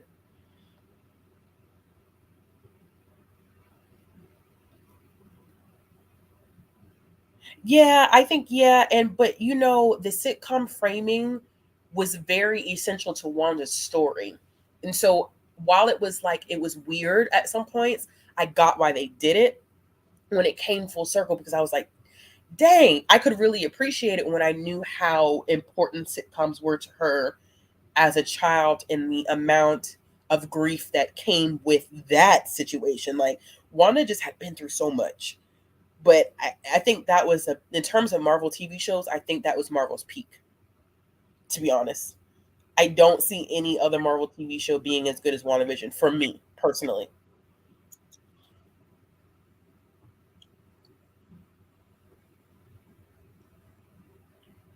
When you want to talk about House of We Slaughter. can talk about House of Slaughter. Also, I broke a needle the third time. Oh, jeez. Yeah. Monty, facts, facts, facts, facts, facts. Don't know why Wanda only got 22-minute episodes and everybody else out here getting 45-minute. Yeah. I feel like when I watch Wanda, I'm gonna enjoy it probably as much as I enjoy um, the Moon Knight. I 'Cause think you'll like Wanda better. enjoy. I think you'll like Wanda better because of the storyline, the acting, the cinematography, the reveals about the MCU, and you'll appreciate the Doctor Strange movie more after seeing WandaVision, the second one. Okay. Mm-hmm, Hold this to that. mm-hmm. Okay, House of Slaughter. If you don't want to be spoiled, this is your fair warning to exit stage left. Yeah. Side tangent. Scarlet Moon. I think my sewing machine. So I am bougie when it comes to a sewing machine, but because I was taught with really expensive sewing machines. But now I have this cheap ass singer that's pissing me off and can't sew over bias tape for some reason. So I have broken 3 needles because the machine can't handle it. And I'm fucking annoyed. Good night, Scarlett. Bye, Marissa. Bye, Kathleen. Everybody's like, we're checking the deuces because we don't want to split. And then here comes Monty. Okay, I'm ready to be spoiled. Okay. What did you rate House of Slaughter, Brie? 5 stars. Not you have your. How are you going to ask me when are we going to talk about House of Slaughter and then you have yourself on mute? I'm not on mute. You were on mute. I know. I saw that I was, and I was getting the cat shit out of my eyes. Oh. And then I came to unmute. You just came at your girl on Beyonce's internet. Okay. Once again, bye, Monica. Okay. House of Slaughter. 5 fucking stars. Listen, It made me cry. I'm telling you, It made me cry like a baby. oh baby, no It was crumbs was left. so sad. It was really sad. Holy shit, it It was was sad. really Okay, sad. so House of Slaughter explores. Here we go with the bots. Again, let me block. If I said put respect on my name, Um, I'm gonna have to figure this one out later because it's hating on me, but it's the best product of what I've made so far. So I am very fucking happy, very happy. so House of Slaughter follows. It's a prequel that follows Aaron, and it's told in flash. It's we get 15 years in the past and what would be the present, not literally the present because it is the prequel, but it's a 15-year difference from when we see Aaron um, at um, at the House of Slaughter, um, and when we see him with his partner. Right. This volume is queer as fuck, Queer AF. and I Loved love every it. moment of it. I It love it. gave, oh my God, the love story of like, Oh how my could you gosh. betray me? How could you betray me? I will never forgive James for this because I was falling in love. So Aaron ends up meeting this guy who's from, and this is where I said like the world gets a little bit more complicated because the second guy comes from a different order, and he's infiltrating their order. And so we eventually find out that there has been a conflict between um, Erica and Aaron's order and the order that this guy comes from. And Yes. so Aaron, what we get in the beginning really is Aaron is telling the narrative of this whole story, and he's talking to someone, and we don't know who he's talking to, which I thought was ingenious because Really? it was ingenious for a couple of different things for me because it's like we're getting this whole story in Aaron's voice, in Yeah. present and in flashback, and it's heartbreaking even with that without the love interest. It was heartbreaking because we know that Aaron is dead. Yep. And so it was just hard thinking like, okay, yeah, this is going to be sad in itself because Aaron, we know, is no longer alive. And, it's going to be interesting though, because we're going to get more of Repeat his something. backstory. We're going to learn so much more about his role in the House of Slaughter. And, his character really made sense for me in the other volumes after reading this volume. Because when Erica would make references like, he would say like, "Oh, I went through the same training as you," and Erica would be like, like the side eye, like, Yeah. no, not really. Because you find out Aaron is just not meant, honestly, he's not meant to be a part of this. Jessica picked them up because Jessica is very, and I'm so interested in learning more about her Yeah. because in this prequel and in volume 4, we see that Jessica is very invested in not getting rid of these kids and not letting them fend for themselves Her when their grief is entire, real. Her grief yes, is real, and it's on page. And you yes, it's left over even from something's killing the children. You still see it. you do. And Jessica as a character is just not, she doesn't want these kids to have to continue to fend for themselves. So that's how she ends up with Aaron. And Aaron just doesn't have the skill set. He's very, for them, their whole motto in working for the Order of St. George is that you can't have emotions. Emotions are null and void.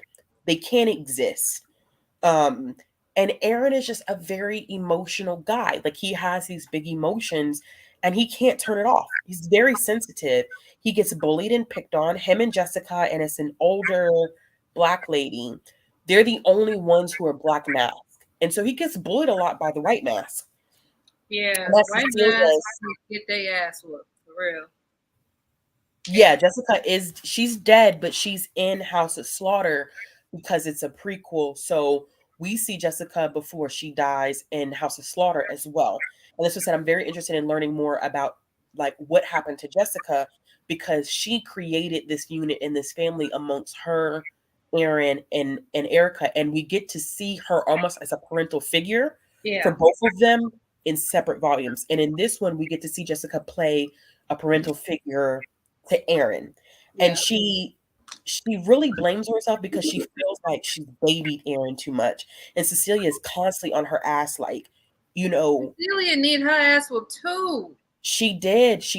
And I just hate that she's always on Jessica's ass about the fact that like, oh, you know, you baby him too much, like you can't, you know, you show too much emotion in front of him or whatever. And she is. Jessica also is a very emotional person because if you go back to volume 4, she was losing her shit about the fact that Erica was possibly going to die.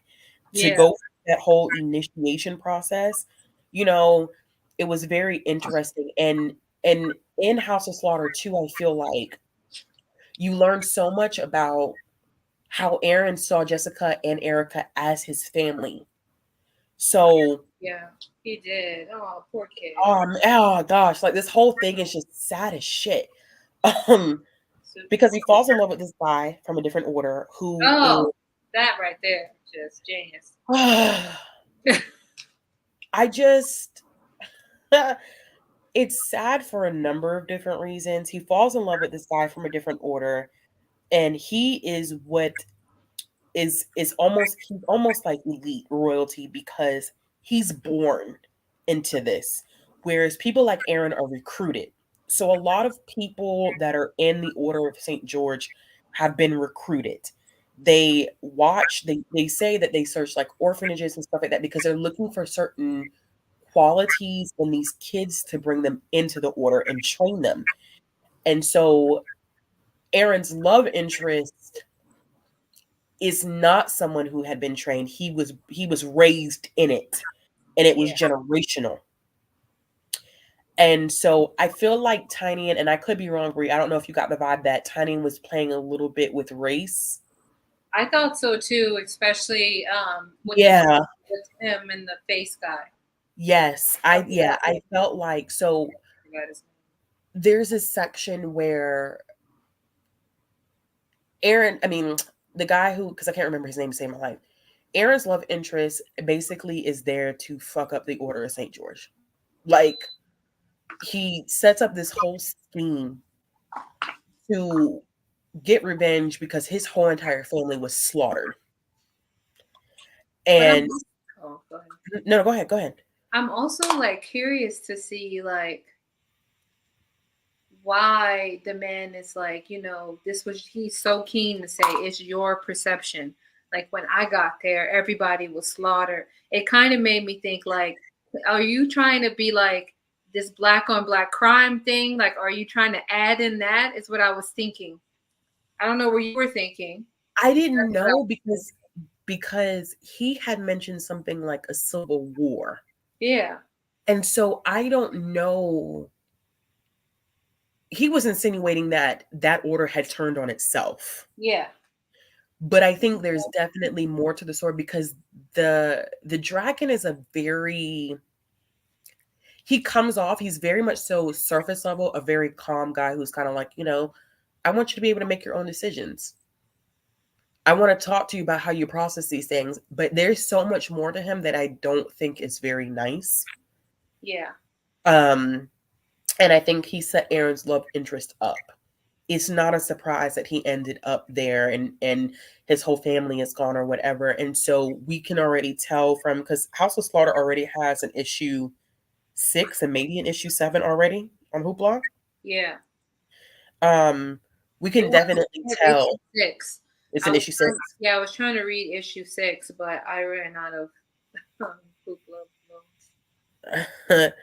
um, it's very interesting because once again we're getting this whole entire idea that these orders are in conflict with each other as well. So they're supposed to be out protecting people, but then Erica always says, like, these people are not really protecting these kids. They're not taking care of these kids. They just want to make sure everything is kept quiet. Yeah. That's And insidious as hell. But yes, it is. It is. It's awful. But what James did, which was so messed up about all of this, is that Aaron and this guy end up falling in love. They be their roommates at first, and then eventually they have this attraction. They have feelings for each other. Jessica gets mad, and so the Order of St. George is also homophobic. That's what I picked up on. yeah.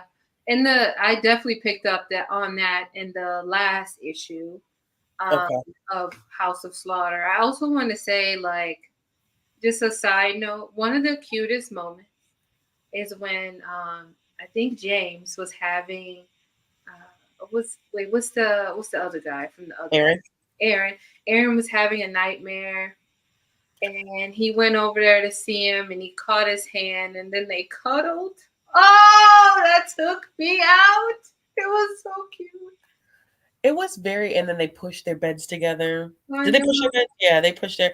So like it was, they were having a romance, and they, Aaron was very much so like, I don't want to be here. Let's run away together. Yeah. And it was hard for his love interest because at the end of the day, it was like, I'm here on mission, and this is why we don't allow ourselves to feel anything because I've messed up already. When they went through that whole training thing, Yeah. he messed up because he was constantly thinking about Aaron the entire time. Yeah. I've already messed up enough, essentially by like falling in love with you. I've already messed myself up enough. Yeah. You already put me in danger, mug. And so I just kept getting torn up throughout this whole thing Mm-hmm. because I was like, Aaron So is dead. I know. And I'm like, but it gets more sad when we get to um those future panels, which is 15 years later, and we see that like Aaron has been sent on this mission because of the fact that his love interest went and pretty much like a bunch of people end up dying because of what he does. And so He took revenge he too. took revenge So horribly on them. it was the long con that It got me. was. I love a long con. It was. I Love mean, a this long con. man had this stuff set up. Like, Mhm. He was and very it was plotted very, very well. And so of course, um him and Aaron get into physical altercation, and that's why Aaron wears that black glove. Because Aaron ends up losing two of his fingers. They get reattached, I but mean, but then old dude, he lost his hand. so his love interest to appease the dragon. So this whole story is being told to the dragon, which I thought was very interesting that they did it that way. Yeah. And to get them off of the trail, because of course his love interest ends up escaping, whatever. He cuts his hands off, one of his hands off, and sends it to the dragon to say a hand for a hand. Like, as in, I've killed him. You sent me on the mission to kill him. I have done it. But really, he didn't kill him. He just bought him time um, to help him get away. And so we have these two guys who fall in love, who get separated, come back, rekindle their love, have sex in the woods. I mean, uh, uh, yeah, Sting, It was. They had the sex in the woods the sex on the ground, and their love is rekindled. And when you think that James is leading the story into Aaron kills him, Aaron simply makes it appear as if he kills him. I It's know. sad because Aaron is dead. Yeah. He's dead. This whole thing. Why that went sorry, why that while that part when I saw that part of the comic, I was like, this man just keeps lying to him. He's gonna kill him. And then I saw, oh, he lost a hand. He'll survive. And it was because I thought he was going to kill him after all of that, because they had That's what sex I and he thought wakes up too. and he has a the He what put is it, on the mask. a sword. Yeah, point. I was like, Aaron, don't do it. Don't do this. You don't want to do this because I don't want you to do this. Aaron said, "Look, I don't care about this Pootie. I'm gonna tell you right here, right now. I'm gonna get my revenge." I said, "Go ahead, And you he better said he do was it." gonna get his revenge regardless. Yeah, And so it was he didn't so care about hard it. seeing that. And then knowing that in the end, really they reconcile and they still love each other. And I'm like, but Aaron is dead. As a doorknob. And not even like Aaron has a chance to be resurrected because they were eating his body in volume 3. Yeah, they were chewing him up. He was a midnight snack. He was done for. If you will. It was good night, Whitney.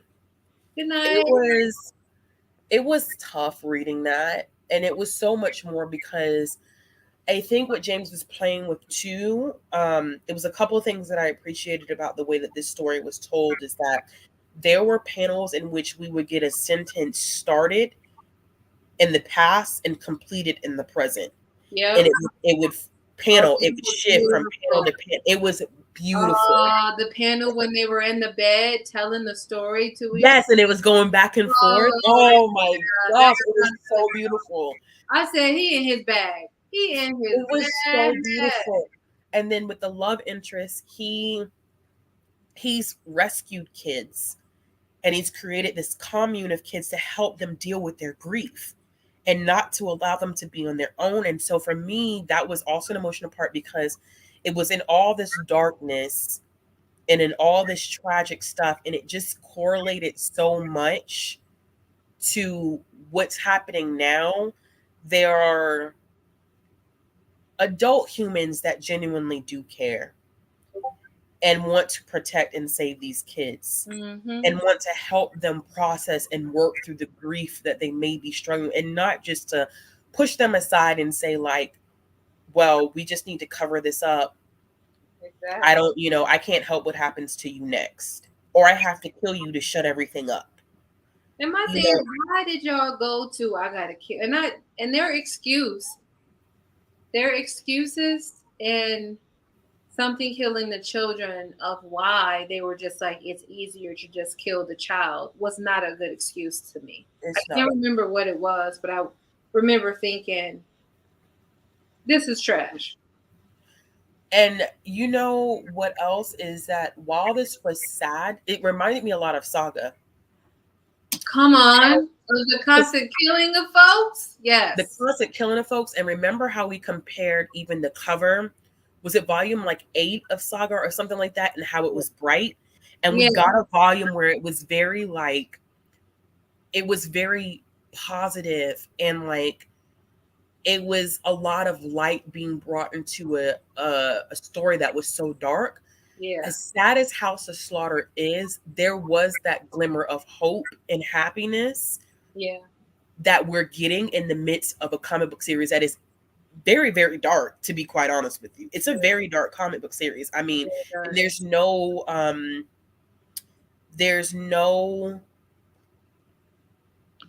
no like safety net for anybody. Everybody's up for grabs in terms of who can die. Speak it now.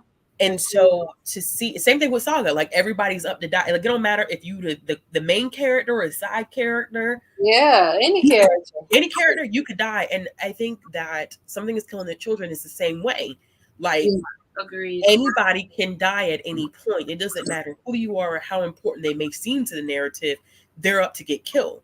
And Agreed. so to see kind of like this relationship develop and the love interest creating this commune of this safety net for these kids to be able to process their grief and to support each other and to live not, a perfect life, but they can pick up the pieces and heal from what they've just witnessed, that Yeah. significant amount of trauma. And so we're getting that once again, like Saga, we're getting that glimmer of hope and people who still want to do the right thing when everything just seems so hopeless. Yeah. Yeah. it was very like Not you saying it's giving broke back. oh, Monty, yes, Kim Broke. I just appreciated the story, y'all. The storytelling in this series is, Top notch. oh my gosh, like I can't get over like, and I want to go back and reread House of Slaughter, which I literally just read it a week ago. And I want to go back and reread it because, like Brie and I were saying, like that panel where they're in the bed and the story is being told from past to present. And literally, you would like literally a sentence is cut in half. You get part of a sentence in the past, part of it, and it would just that is the beauty of Tiny and storytelling because who in Mm-hmm. the hell would have thought of the impact that something that seems that small, it's not that small. It was a No. huge fucking part. And I kept thinking like, um, he does a good idea. He does a good job with being like, even though actual time has changed, like political issues have not. That part. And I just be like, wow, you did that, bro. Yeah. You really did He it. blew that shit out the and he You does did it your thing. I ain't mad at you. every single time. Y'all, I'm telling you, like, I should not have been surprised. When I read House, I was like, why am I surprised? Because I didn't know what House of Slaughter was about. I just knew that it was set in the same world as Something is Killing the Children. I had no idea. I didn't read any synopsis, no nothing. So when I read it and I got it, I was like, why am I surprised that this shit is amazing? Right.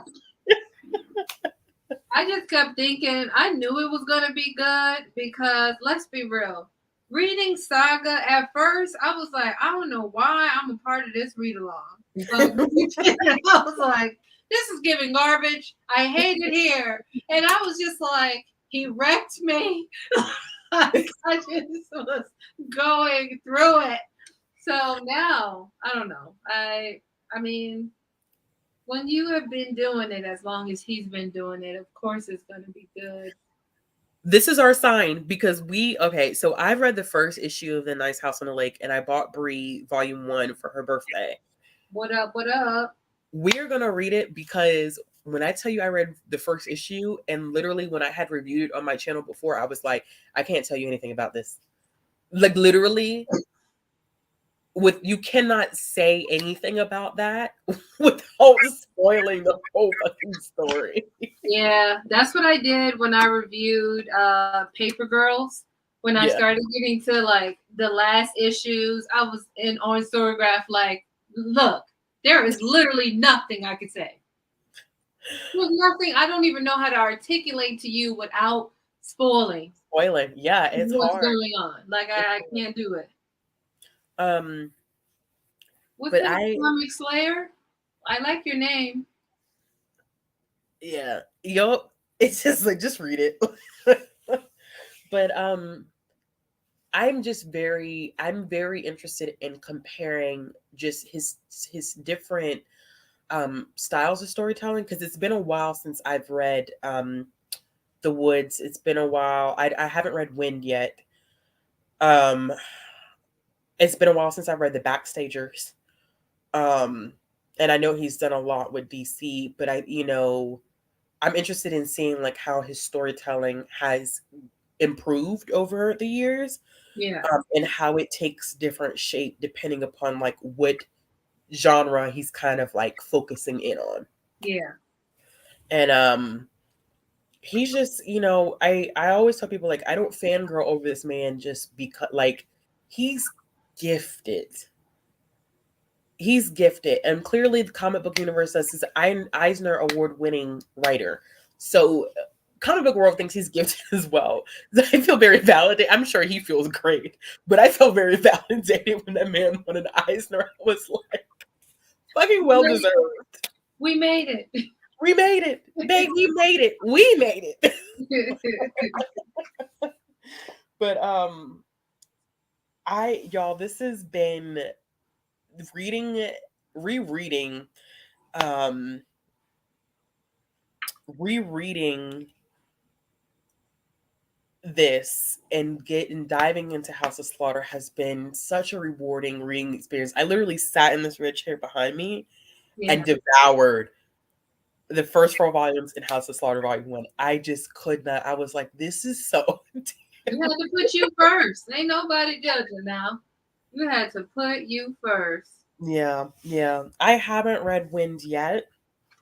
I've been meaning to get to one. I read a little bit. I think technically I've read the first issue of Wind because I was reading the trade of it, but I haven't. I had to return it because somebody had requested it. But I haven't dived into it yet. I've been I like his dark stuff. A little bit like I'm just being like the backstages and Wind definitely feel a little lighter. Um, Even the art style is lighter. The color palettes that are in Wind in the backstages are the story may not necessarily quote unquote be lighter, but I feel like the way that the art is done and some aspects of it make it feel like it's a little bit on the lighter end. I just realized I dig a lot of his dark shit. Like in the woods or into the woods. What is it called, y'all? The woods. I'm saying into the woods. That's a damn book. Um, the woods is pretty dark. Um, I always recommend people who like sci-fi. That's a good one if you like sci-fi. Um, That Joker. has been growing on me for sure. Joker is. Oh my god, it is so good. The storytelling in that is good because, like I always, and I know I've already said it tonight, but it's so important. Like because people go in and they're like, "Oh, this is not about the. It's not told from Joker's perspective. It's told from Commissioner Gordon's perspective." And like that's that's fine. And people think that it wouldn't work, um, but it does because you literally have someone that has the ability to make someone's presence felt across every page. Look at the bots. Why are they here? I've never had a problem with them. Yeah, yeah, yeah, yeah, yeah. No. Um, I love his I love his dark stuff. And I feel like Joker with Commissioner Gordon pretty much losing fucking everything. Like I mean, it's sad. Um, but that one is the entry into Joker with Commissioner Gordon is it's dark. It's dark and it's violent.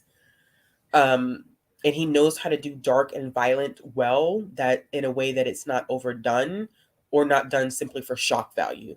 And I appreciate that because something is killing the children in the wrong hands could have been just shock value writing and shock value art, and it could have completely just not done well. But I think when you're capable of writing dark without it being just, I'm just throwing in this because I want to shock the hell out of my readers, he's doing it with intent and with purpose. Even like while doing like even I was apprehensive. I was like, something's killing the children. That might be like some people just take titles too damn far. You know what I mean? Like Yeah. it don't need to be that thick. You don't gotta What traumatize us the like world that. is going on tonight? Badiana. Goodness gracious. YouTube goes through periods like this where the bots are horrible. And then they're not horrible We anymore. got moderators in the chat. Uh-uh. Oh. My moderators are asleep. Wake Deidre on. included. Yeah, Deidre sleep. It's what time? Oh, it's 9:45. Yeah. Deidre's out at 9. Yeah. Deidre's asleep. Deidre checked in, probably watched for about 10 minutes and said, I got to catch y'all later. Yeah, for sure. In that part. Any final thoughts, Bree? No, not really. This is one of my favorite reading experiences. I'm very interested to see what you're going to think of Watchmen and V for Vendetta. I'm usually not gravitated to those stories, Mm-hmm. but we'll see. Mm-hmm. I I mean, might, Alan Moore. I might think it's like the best thing since sliced bread. Alan Moore is the greatest to ever do it. Alan Moore is another great writer. Um, Can you okay, confirm? have you watched not have you watched have you read Watchmen? Reddit? I was asking Monty if he's read Watchmen. Oh, I was like, no, that is a no. It is it is when you look up the best, like if you were to look up the best 100 graphic novels slash comics of all time, you're gonna see Watchmen and V for Vendetta on that list.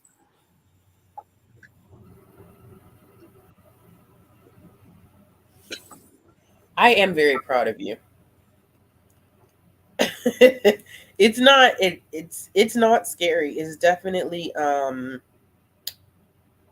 definitely more gore than anything. It's definitely hold on, let's see. You read Watchmen years ago, a little fake novel in the it's one of those classics that I think um people either they either love or they hate. But I mean the ratings I think amongst comic book readers tends to skew more in favor of it. But I know some people who are not huge fans of it. Yeah, I've only read a little bit of it. I haven't read it in its entirety. I be getting sad when people don't be liking what I like a little bit. Yeah, that's definitely a feeling. I don't know how I'm gonna feel about V for Vendetta. Have Have you read it, or this you reading Mm-mm, it again? mm-mm. Oh, No, this will be my first time reading V for Vendetta. oh, I haven't read either in there, and I mean, if we're talking about an entirety, I haven't read either. So this will kind of be a curve for me as well. yeah. Um, I'm a little bit more familiar with Watchmen and kind of the backstory and how it ties into DC. Um, but not enough, which is it's interesting that I have not read Watchmen at all, and Watchmen is such a huge part of DC Rebirth. So, or at least it was in the beginning. I don't know if they held true to that, but it was in that omnibus. It was like, oh, the Watchmen. They play into this, the whole concept of time.